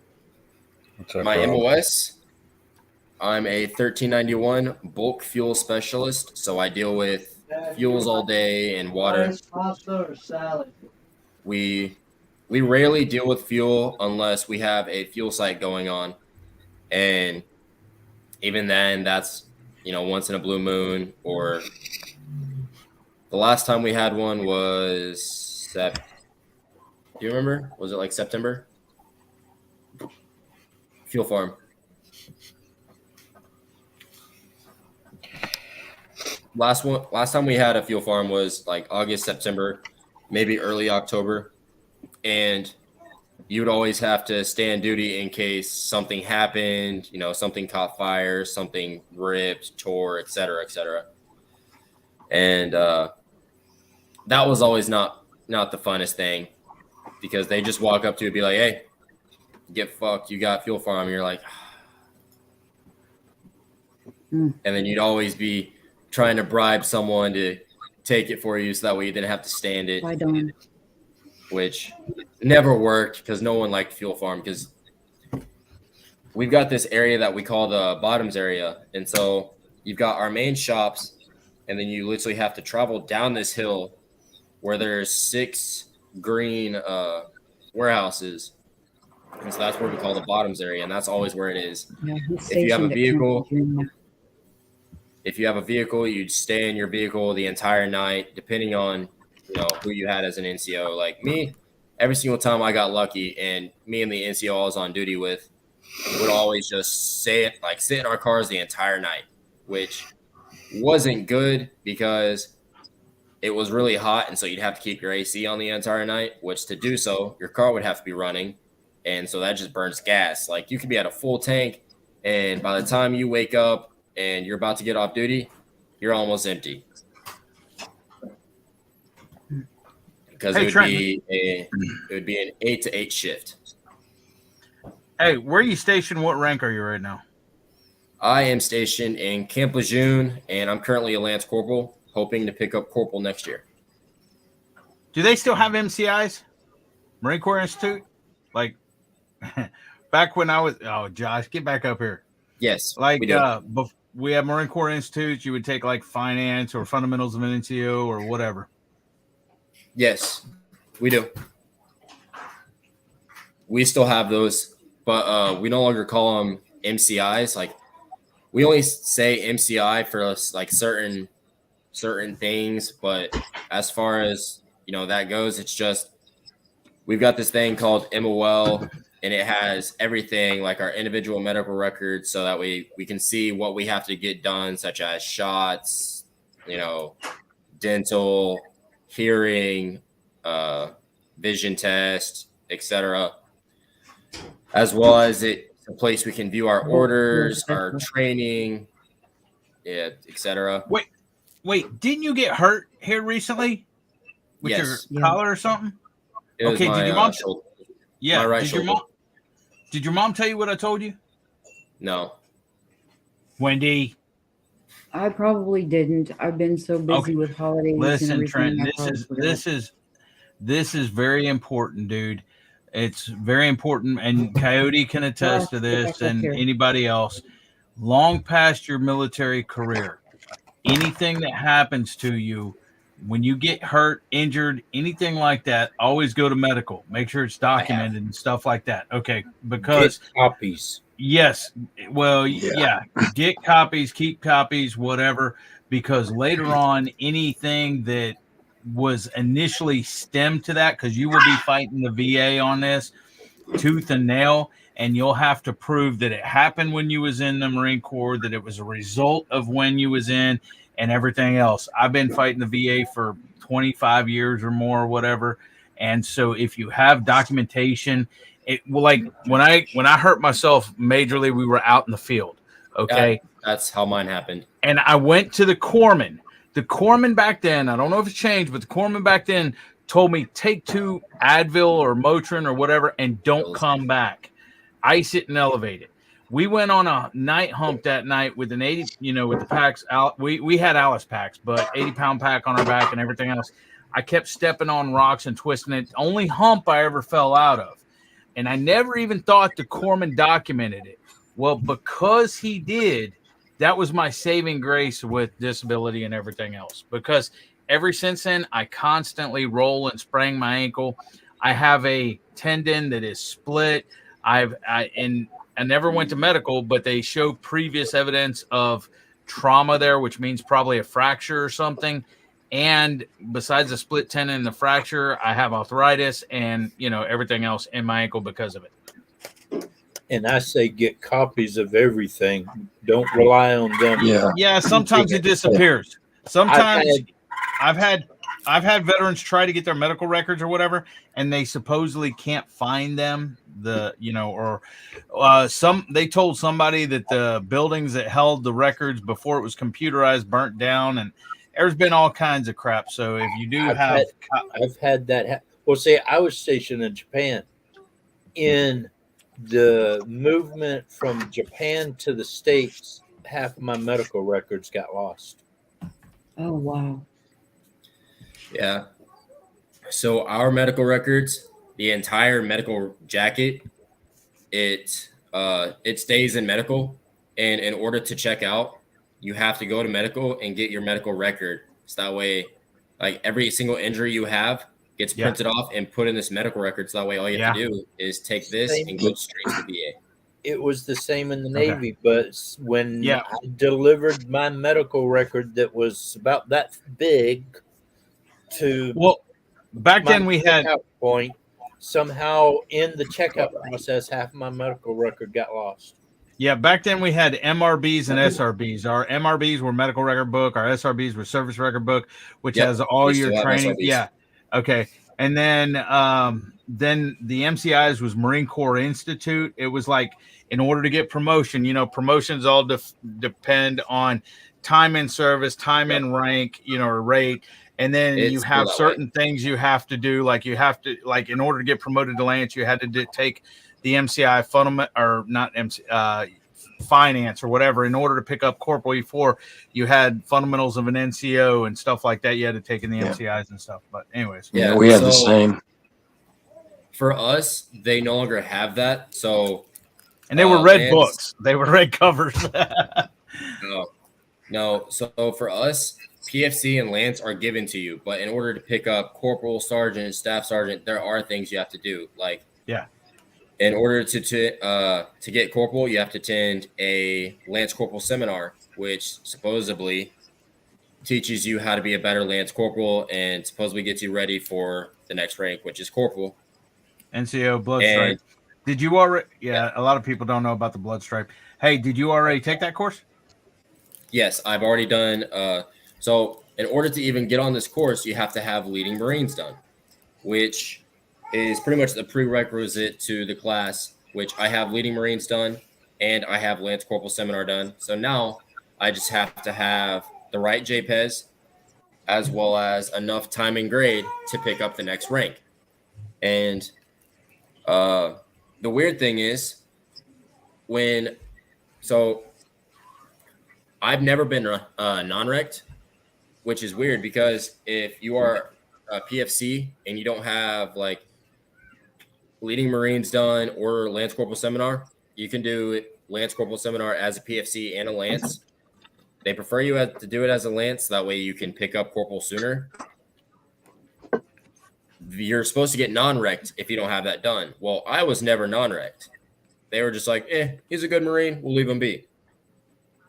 But now I am officially, what we call it is PME complete. So it's certain classes and courses you have to get done in order to pick up the next rank. Like, get down. For Corporal to Sergeant, you have to have Corporal's course done, which is your PME. And then Sergeant to Staff Sergeant is Sergeant's course. And then I don't know what it is from Staff Sergeant up. I think it's just certain classes that I'm not completely aware of because me personally, I don't ever plan on getting that high. Like, if it benefits me, maybe. But you're getting out and you're moving back home because Mommy misses you. But yes, I am PME complete. Our corporal score is currently 159, which is the lowest I've ever seen it. And so if I had enough time and grade right now, I could pick up because So- I'm sitting at a 212, which isn't good. When's your EAS? My EAS is June 6th, 2025. Hey, Hudson. So 3 more years. You plan on getting out? Not reenlisting? Honestly, that more or less depends. Like, I'm kind of on the fence about it. If I do reenlist, I'm gonna stay in the area since we've already bought our home here, and I'll just. Wendy ain't looking happy. Mean look there. Mhm. Hey, I said I'm on the fence. Camping in your Calm down. backyard. I'm on the fence about it, so calm down. Maya, what was your time in the Army like? What was your boot camp like? Oh, I had some good drill sergeants, and I had some like bad ones that were like really. One of them didn't like me for whatever reason. I don't know why he didn't like me. But I remember my senior drill sergeant. We're kind of like best friends. Like we always like talked and everything, and I was like one of her favorites. It was fun, but like it was also stressful in the beginning. Like the first day we got there, you know, you get off the bus and they yell at you and everything. I wanted to quit. I was like, I think that's like a mutual thing that everybody feels in the beginning. Yeah. They were mean. They were mean. I was like, because we went to for like that. Yeah. Because COVID, we went to like reception first, where we got all our stuff like issued and stuff. We stood there for like 2 weeks, and I thought that's what basic was gonna be like, because we got to eat whatever we wanted, and then like everybody was nice there. Yeah, we could eat like pie and ice cream and stuff. And like the moment we got to our actual like base, everybody they were all mean and yelling at us to run everywhere. Trying to get some other stuff done here too. But it was fun. As like, you know, each phase we got to, they were more relaxed and stuff. Together here and okay. What was your MOS? I was a 9-2 golf. I was a cook. What was the deal with something about an airplane and a jump and you twisting your ankle or something like that? But that's when I went to Georgia for airborne school, and we did a lot of running over there. We're supposed to so like we're supposed to do a lot of. We're supposed to like switch off with like weightlifting and running, but they did running like for weeks on end, and they wouldn't like let us like stretch or anything. You know, they're supposed to. And like we'd run like 7+ miles every morning at like 4, and the bays are always cold. The heater did not work, and the showers are always cold. The hot water didn't work either. And they put like tall people in front of me, and I'm short, so like it's hard keeping up with them.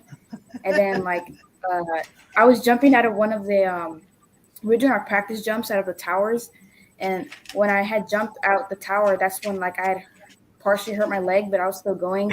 I got to jump out the airplane one time, but like I couldn't jump with like our combat gear, because that's when we practice with our combat gear on the towers. My leg almost snapped in half, and like I couldn't do it. So then they're like, "Oh, are you sure you want to quit?" And I'm like, "I need to go to the hospital, you know, to get my leg checked." And they didn't want to let me go, but then they're like, "Oh, you're gonna get dropped." I said, "I don't care. My leg hurts." So I went to go, and then they told me that if I would have jumped with the combat gear, my leg would have snapped in half. Oh my gosh. Yeah. And then when I tried to go to the VA, because they should have put that in my like iPerms to like get it, you know, on my, what's it, like on your medical stuff. They didn't put it in the system. So like when they denied my claim because I didn't have like pictures or evidence, and like I couldn't find the pictures I took, because I also got my ear torn off too, because the riser like almost cut my ear off. Oh my gosh. Yeah. But I couldn't file a claim or anything because, or like get any, because supposedly it wasn't in the system, but like I had went to the hospital, which it should have been in the system, but they didn't put it. Copies of everything. Exactly. Like I said, keep copies of everything. So, you got pregnant while you were still in the service. How were you treated and stuff like that after everybody found out you were pregnant and everything? Yeah, so when I found out I was pregnant, that was when I was in Fort Leavenworth, and I was like very like in processing over there, and I had like 3 different platoon sergeants at the time, but the first one I told him, and it was supposed to stay between him, me, and the first sergeant and commander, but he told everybody. Then everybody found out, And then my new surgeon didn't care that I was pregnant. Like he wanted me to like do like the ACMP stuff, which I couldn't do, and he wanted me to do like some hardcore workouts, which I couldn't do either. And I somehow got. They said I had COVID, but I don't know what it was because it only lasted like 1 day. But I had severe morning sickness, and I supposedly had COVID at the same time. And I told them that I couldn't go to work, and then they said, "Why not?" And I didn't drive, obviously. And then I'm like, "I can't go to work because I'm really sick, and like I'm gonna throw up." They didn't care, so like once they brought me to the company, they started yelling at me. My platoon sergeant started yelling at me, and then like he didn't think I was sick. So when I took he said, "Oh, you have morning sickness." He's like, "You can take time off that." And I said, "I don't want to take any medication." No, the first baby, like I didn't want to take any medication. It didn't matter to me which kind or whatever. And he's like, "All you have to do is just take Tylenol and you'll be fine." And he was kind of rude and like yelling at me and stuff. And like even the commander tried to tell him to calm down because I'm pregnant and he's gonna be yelling, trying to stress me out. But as soon as they found out I had COVID, they started being more nicer because they actually realized I was actually sick. And like it was bad because I lost a lot of weight because I couldn't really eat anything with her. She made me really sick. Like all I ate was goldfish and applesauce for like 2 weeks, and I lost a lot of weight. So she made me sick. So when was your official out date? June 17th. Yeah, June 17th is my official out date. I was supposed to get out earlier than that, but they kept delaying my paperwork being signed. I didn't know why, because they put me as a last priority instead of priority. Yeah. And when was she born? Oh, she was born on September. She was supposed to be born on Trenton's birthday, but she said I'm coming out a week later. I know. I'm just asking you these questions for people in chat. When she was born? When was she born? You kind of broke up. September 19th. Oh. Are you still in inactive reserves, or you done totally? No, I'm done totally. They're supposed to, what they're supposed to do, since Trenton's in a different branch, they're supposed to like transfer me over to the nearest place, which is Fort Bragg, since he's at Camp Lejeune. And I was supposed to go to Fort Bragg if I would have passed airborne school, but I didn't pass. But they didn't want to move me over there because they're in desperate need of cooks over there at the prison in Fort Leavenworth. And they didn't move me, and I also got in trouble for being married and in the barracks, but S1 wasn't doing anything, even though I told them that like I'm married and I'm pregnant. They wouldn't do anything to give me like accommodations to like live or anything. So if I would have stood there and had Auburn, I would have been homeless with a baby, because they didn't want to give me any type of housing or anything, and they didn't pay me as a married, because I was an E2. They didn't pay me as like a married private. What was your rank when you got out? Was it E2? Private E2? Yeah, E2.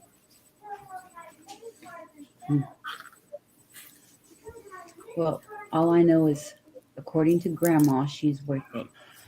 Yeah. I'm pretty partial though. Where'd you and Trent meet? Virginia, at Fort Lee. Yep. What was Trent doing at Fort Lee? MOS school. Yeah, I was there for my really? school too. He was on the opposite side.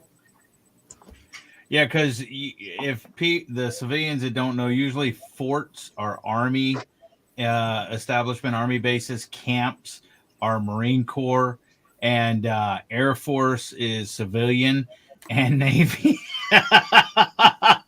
Well, going back to the chow halls and stuff, okay. Oh, wow, Marine Corps has the worst chow halls, okay.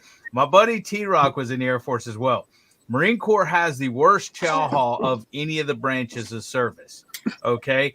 Now, Marines, and obviously Army has Army cooks, Marines have Marine cooks, and people on working parties that do mess duty and stuff like that at the chow halls.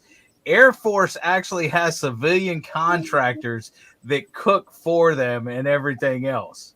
Not everywhere. I know plenty of Air Force cooks, and I've eaten at plenty of Air Force chow halls. So, Maya, I have too.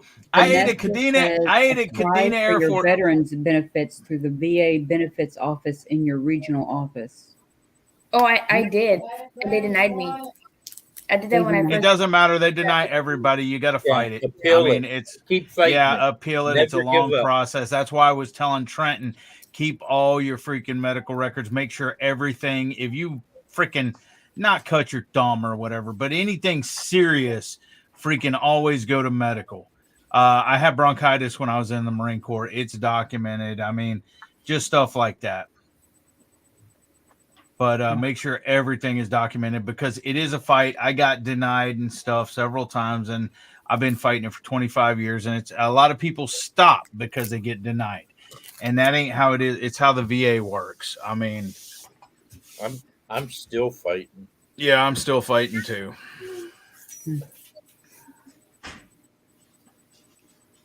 I was gonna ask a question, but I forgot. Oh yeah, Kadena Air Force Base. I did eat at Kadena Air Force Base in Japan, and I'll tell you what, it was like a freaking 5-star restaurant. That thing, it had desserts in little glass cases and everything else.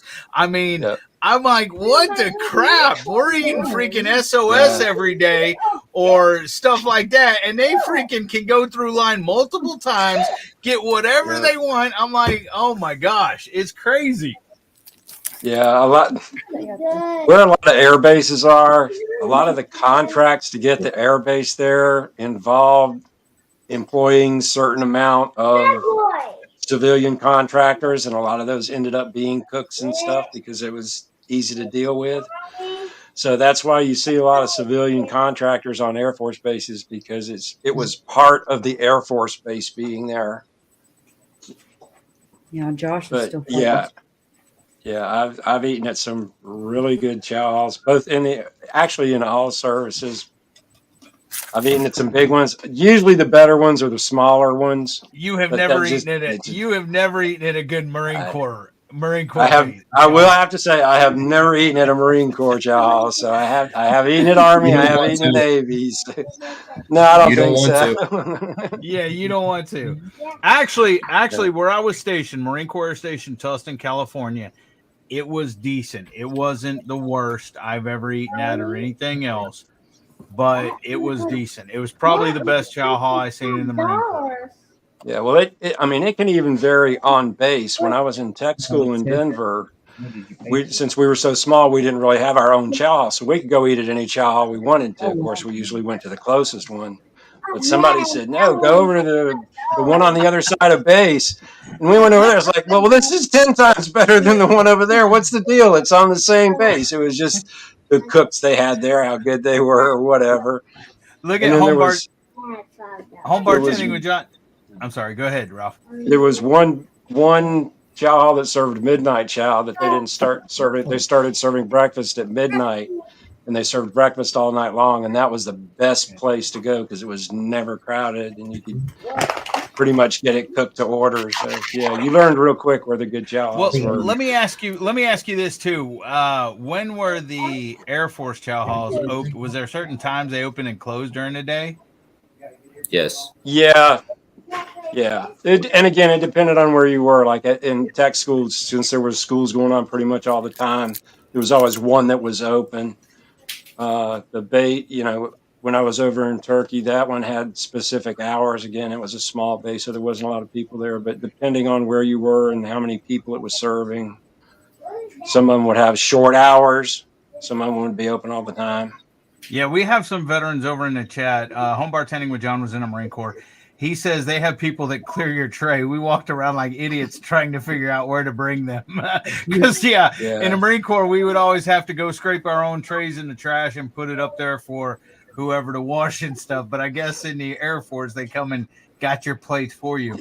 And again, it just depends on the base. Not every place was like that.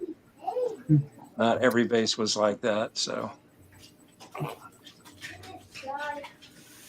Zama base, they wouldn't do that, but the other base that was a little bit further north that you actually flew back to the States out of, man, it was a 5-star restaurant.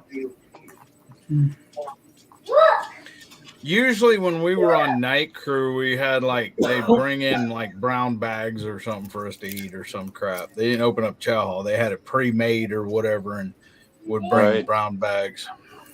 Did you guys eat a lot of MREs? Not a lot. I mean, we did when we were in the field, but then a lot. But sometimes they brought in on 5 tons. They'd have a big water truck or whatever, and then they'd also bring in hot meals occasionally in these big boxes or tin boxes. I guess they were insulated and had this stuff in there in styrofoam or whatever. I don't know, but a lot of times in the field we did. That wasn't very often. A lot of times in the field we did eat MREs. Now MREs I think have gotten better since I was in from Trenton. But like back then, I hated omelet. I hated the ham. It was like a stick of ham or chunk of ham or whatever, processed like kind of like Spam. And they had I hated corned beef hash. The other ones were pretty good when I was in, but I hated those. I'd always try to trade those off, and I hate when I got stuck with it. We had a little bottle of Tabasco in everyone, and I would use that thing like crazy. I think they have gotten better and gotten different things on the menu than when I was in. You'd have to ask Trenton that. I always like stealing everybody's heat pad out of their MREs. As long as I do it correctly. Well, a lot of times they wouldn't even let us use those. There was occasions we did, but a lot of times we had to eat within a certain amount of time, and that just took extra time heating it up and everything else. And we had to eat them cold out the bags. We had to rip them and eat them cold. I don't know, Trenton. You take an empty Coke bottle, pour that stuff in there, put a little water in there, close it up, and throw it at somebody. Talking about MREs. Oh my God. What do you want to know? That's the thing. Okay. He doesn't even want to talk about them. Number one, when y'all were eating MREs in the field or anything else, did they let you heat them up most of the time, or did you have to eat them cold? Yeah. They let you heat them up. That's the thing. In the fleet, they don't care. They don't care what you do as long as you think you have enough time to do it. In the fleet, they don't. Yeah. But in MCT, I still would.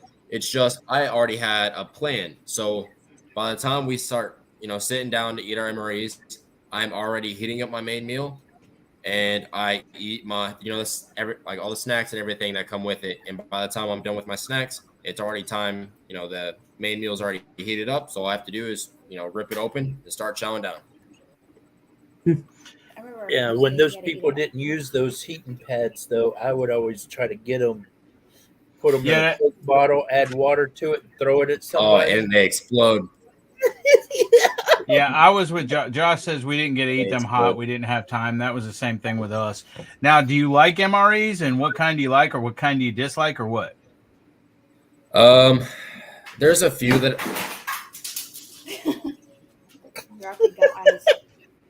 Rocky has learned how to use the ice maker. Oh no!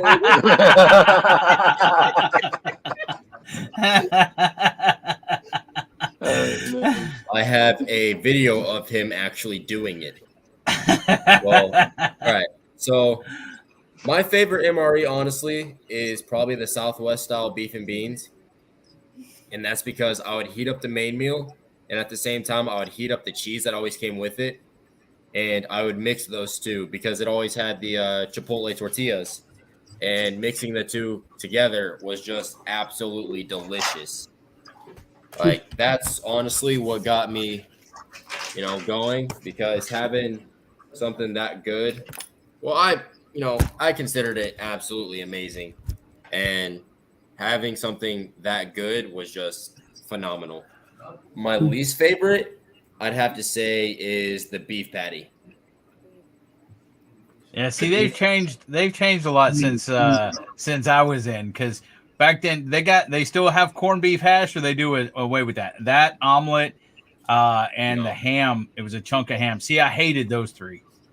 We no longer have those. So we've got Southwest style beef and beans, chili mac, tuna, creamy spinach fettuccine,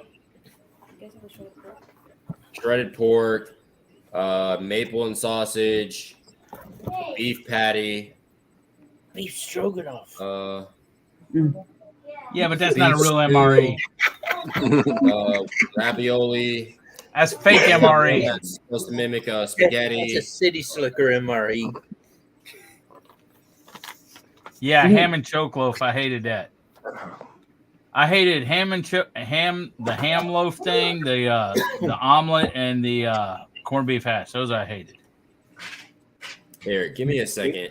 I don't even My remember dad all the and MREs we got a hold of some old MREs, and when I was in the Boy Scouts, my dad would take us out hiking, and when we'd sit down and have snacks, he'd take that peanut butter and squirt it out on a rock, and then go, "Hey guys, look, it's coyote poop." And he'd stick his finger in it and look at it, lick it, and go, "Oh, and it's fresh too." All my friends were like, "Oh my God, his dad's eating coyote too." Oh God. It was funny. My dad used to mess with those guys all the time like that. Yuck. Okay, so here are the ones that we have currently. It's chili with beans, which has cheddar, cheese spread, vegetable crackers, cornbread, pepperoni pizza, cheese-filled crackers, and then you got shredded beef and barbecue sauce, Oh, wow, chicken, egg noodles, and vegetables, spaghetti with beef and sauce, chicken chunk, beef taco filling, beef strips and tomato sauce, meatballs and marinara, beef stew, chili and macaroni, cheese pizza slice, elbow macaroni and tomato sauce, cheese tortellini, Mexican rice and beef bowl, Mexican style chicken stew, chicken burrito bowl, maple pork sausage patty, beef ravioli.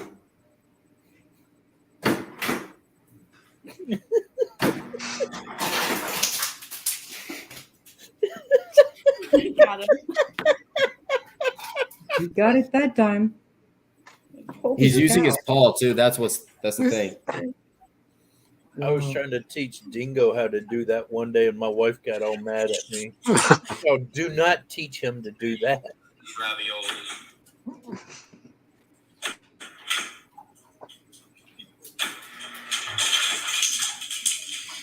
Oh wow. We also have jalapeno pepper jack beef patty, Italian sausage with peppers, lemon pepper tuna, beef goulash, pepperoni pizza slice, Southwest style beef and black beans. And then they always come with, the coffee, the creamer, the sugar, the what we say laxative chewing gum, a towelette, salt, and toilet tissue. They no longer come with smokes or matches.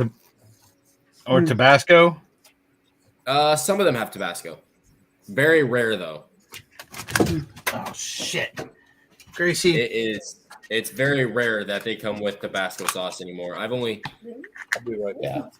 So I literally just got out of the field not too long ago, and that's because I was medically dropped from the field because I had dislocated my shoulder, which turned into a rotator cuff injury.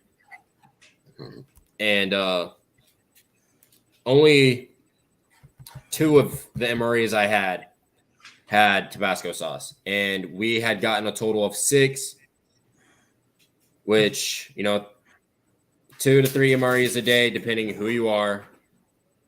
And people, obviously started getting more MREs because we were out there from the 2nd to the 10th.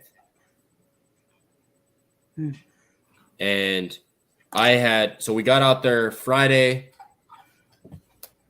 the 2nd, and everyone came back the 9th, but some people came back the 10th.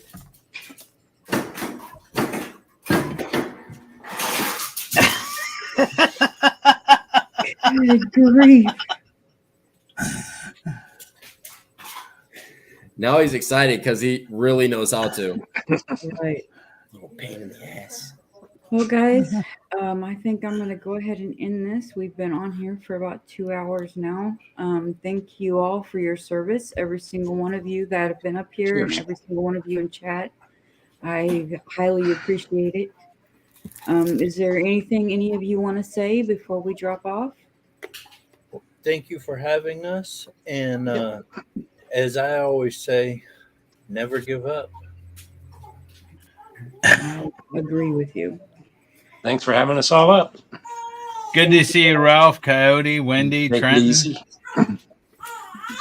Love you, Trenton. What's Love her you, name? Maya. What's her name? Maya. Maya. Go give my baby a hug and a and kiss. Auburn, right? Yes. Auburn Grace. Yes. She's grabbing baby real quick, so that way you guys can all see her one last time. Hey, Trenton, send me a picture. You know, even if it's through your mom, she has my phone number. Send me a picture of her in that one Marine Corps outfit. I got you. Y'all have a good night. God bless. Yep. And we'll Bye, Auburn. Bye, guys. Love you guys.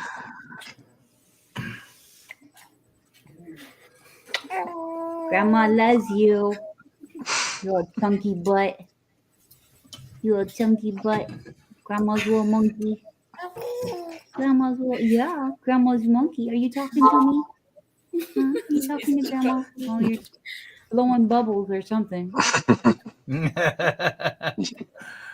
You are so cute. Grandma loves you so much.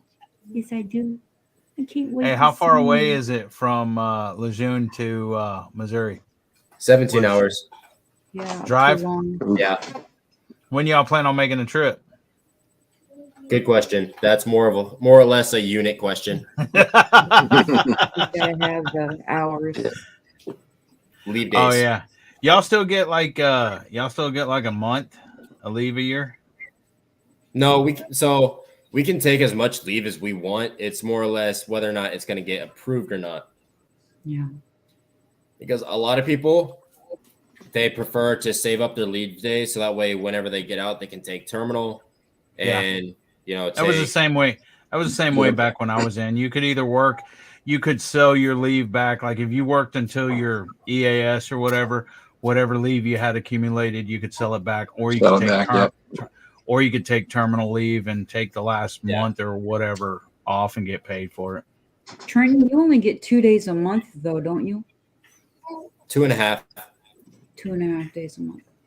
And it takes 8 months to get 20 days. Wow. Yeah, so it's about the same.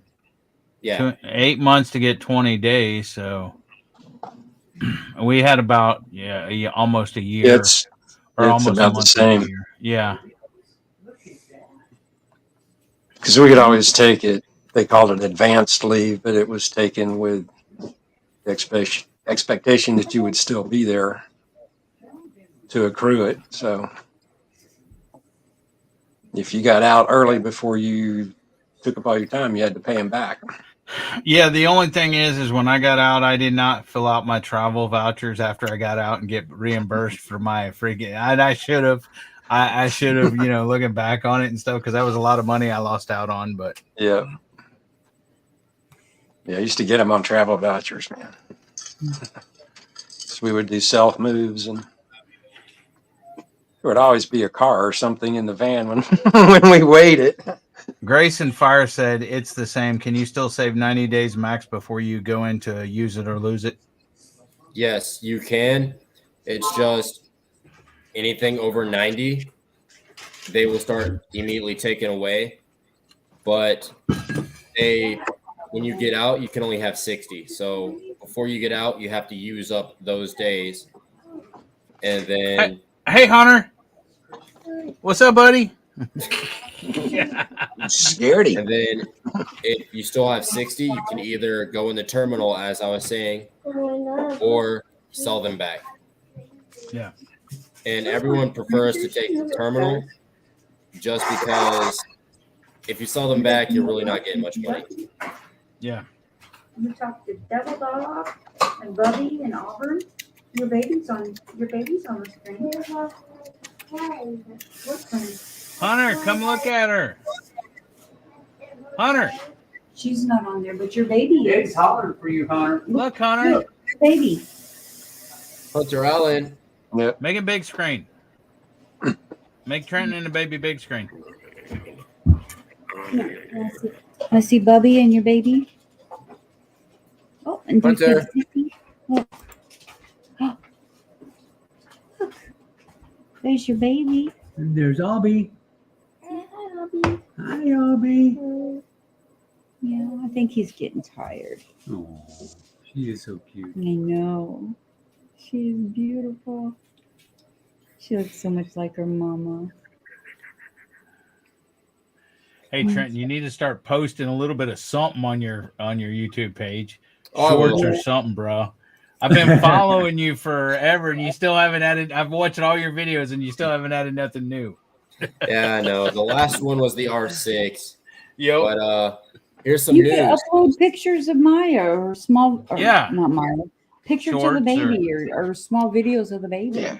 Oh God. You know? So here's some news about that R6 that I was rebuilding.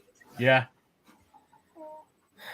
I had been working on it from June to September, and I'd gotten it dang near right out of the factory, like dang near perfect.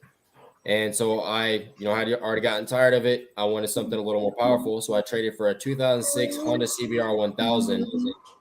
And the dude that I had traded with got pulled over because he didn't have plates as well as he didn't have a license. They ran the VIN, and the bike came out stolen out of Texas. Oh wow. And so I managed to get my hands on a stolen bike, and I immediately name dropped the guy I had bought it from. And believe it or not, I had to talk to a CID agent, which was Criminal Investigation Division. Yep. And I told them exactly what happened, and how he had another bike posted on Marketplace for sale, and he didn't have the title for it either. Hi. And I had bought in this one, even though it didn't have a title. I had bought it just because first bike, whatever. And he told me that I just have to, reorder the title because he lost it on the move from Texas to North Carolina. So I was like, okay, whatever. Shit happens. So be it. Well, the other bike he has posted, he doesn't have the title for either, which means he stole it as well. Oh wow. And so now I have a 2018 Ducati Panigale. What? Yeah, I have a Yamaha VMAX 1200, but it's been broke down for like 5 or 6 years, so it's basically trash. Bring it over here. I'll fix it up for you. Yeah, bring it to North Carolina from Texas. I mean, why not? You get to see me, the wife, the baby, as well as I'll help you with your bike. It's a win-win. They have a spare room. There you go. What if I want to wear it? Hey guys, well, I'm gonna jump down. I'll catch y'all later. All right, Ralph. See you later, brother. Yep, take it easy. Bye, Ralph. Because that finger can. I know it's kind of too tight on that That one. ring can fit on this one. It'd be too loose on that one. See, it'll fall. But my buddy got me some new parts for the bike for Christmas, and so here soon I'll be uploading videos of how to install those. Oh, you can have and just kind of like a how to on doing simple maintenance, etc. So I'll eventually be posting more. It's just more or less trying to find things to use for content. Yeah. Dad? Yeah, I see that. No. I can do it. Cool. Cool. Are you talking? Are you talking? Huh? You talking to Eddie? Huh? You can call Eddie Papa. The baby. You know that? You can call Eddie Papa. Say Papa Eddie. Yeah? That's Papa Eddie? Huh? Yeah? Okay. I agree with you. You can call him Papa. No, Josh.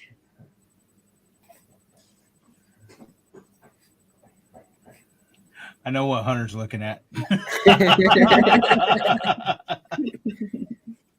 You're so tired. Oh, poor boy. I'm sorry. You're so tired.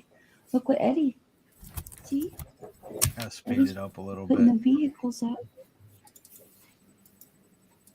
I love you. Give me 1 second. I'm gonna see if I can manage to do something. Okay.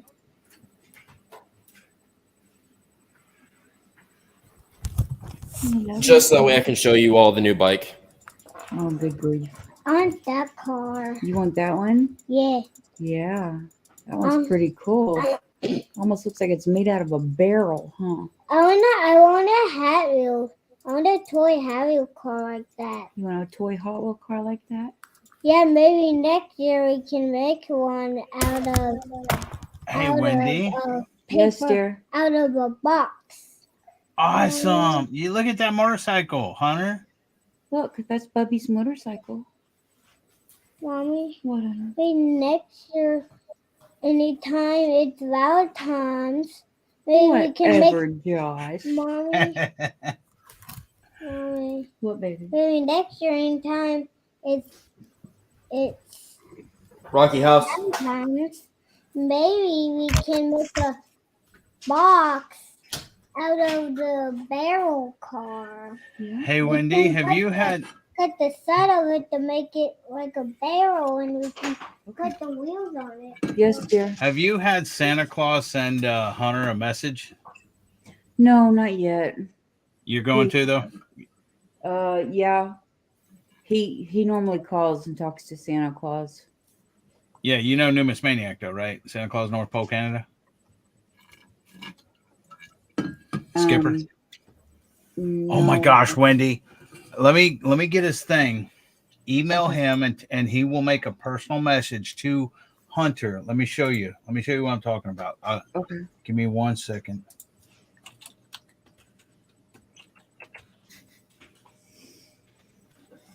Oh man, I'm tired. And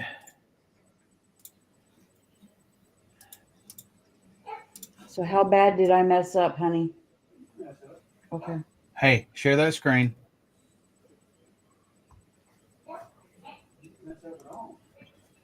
Okay, watch this, Wendy. Mute, unmute. Grammarly's citations features. Skip ads. Okay, watch this.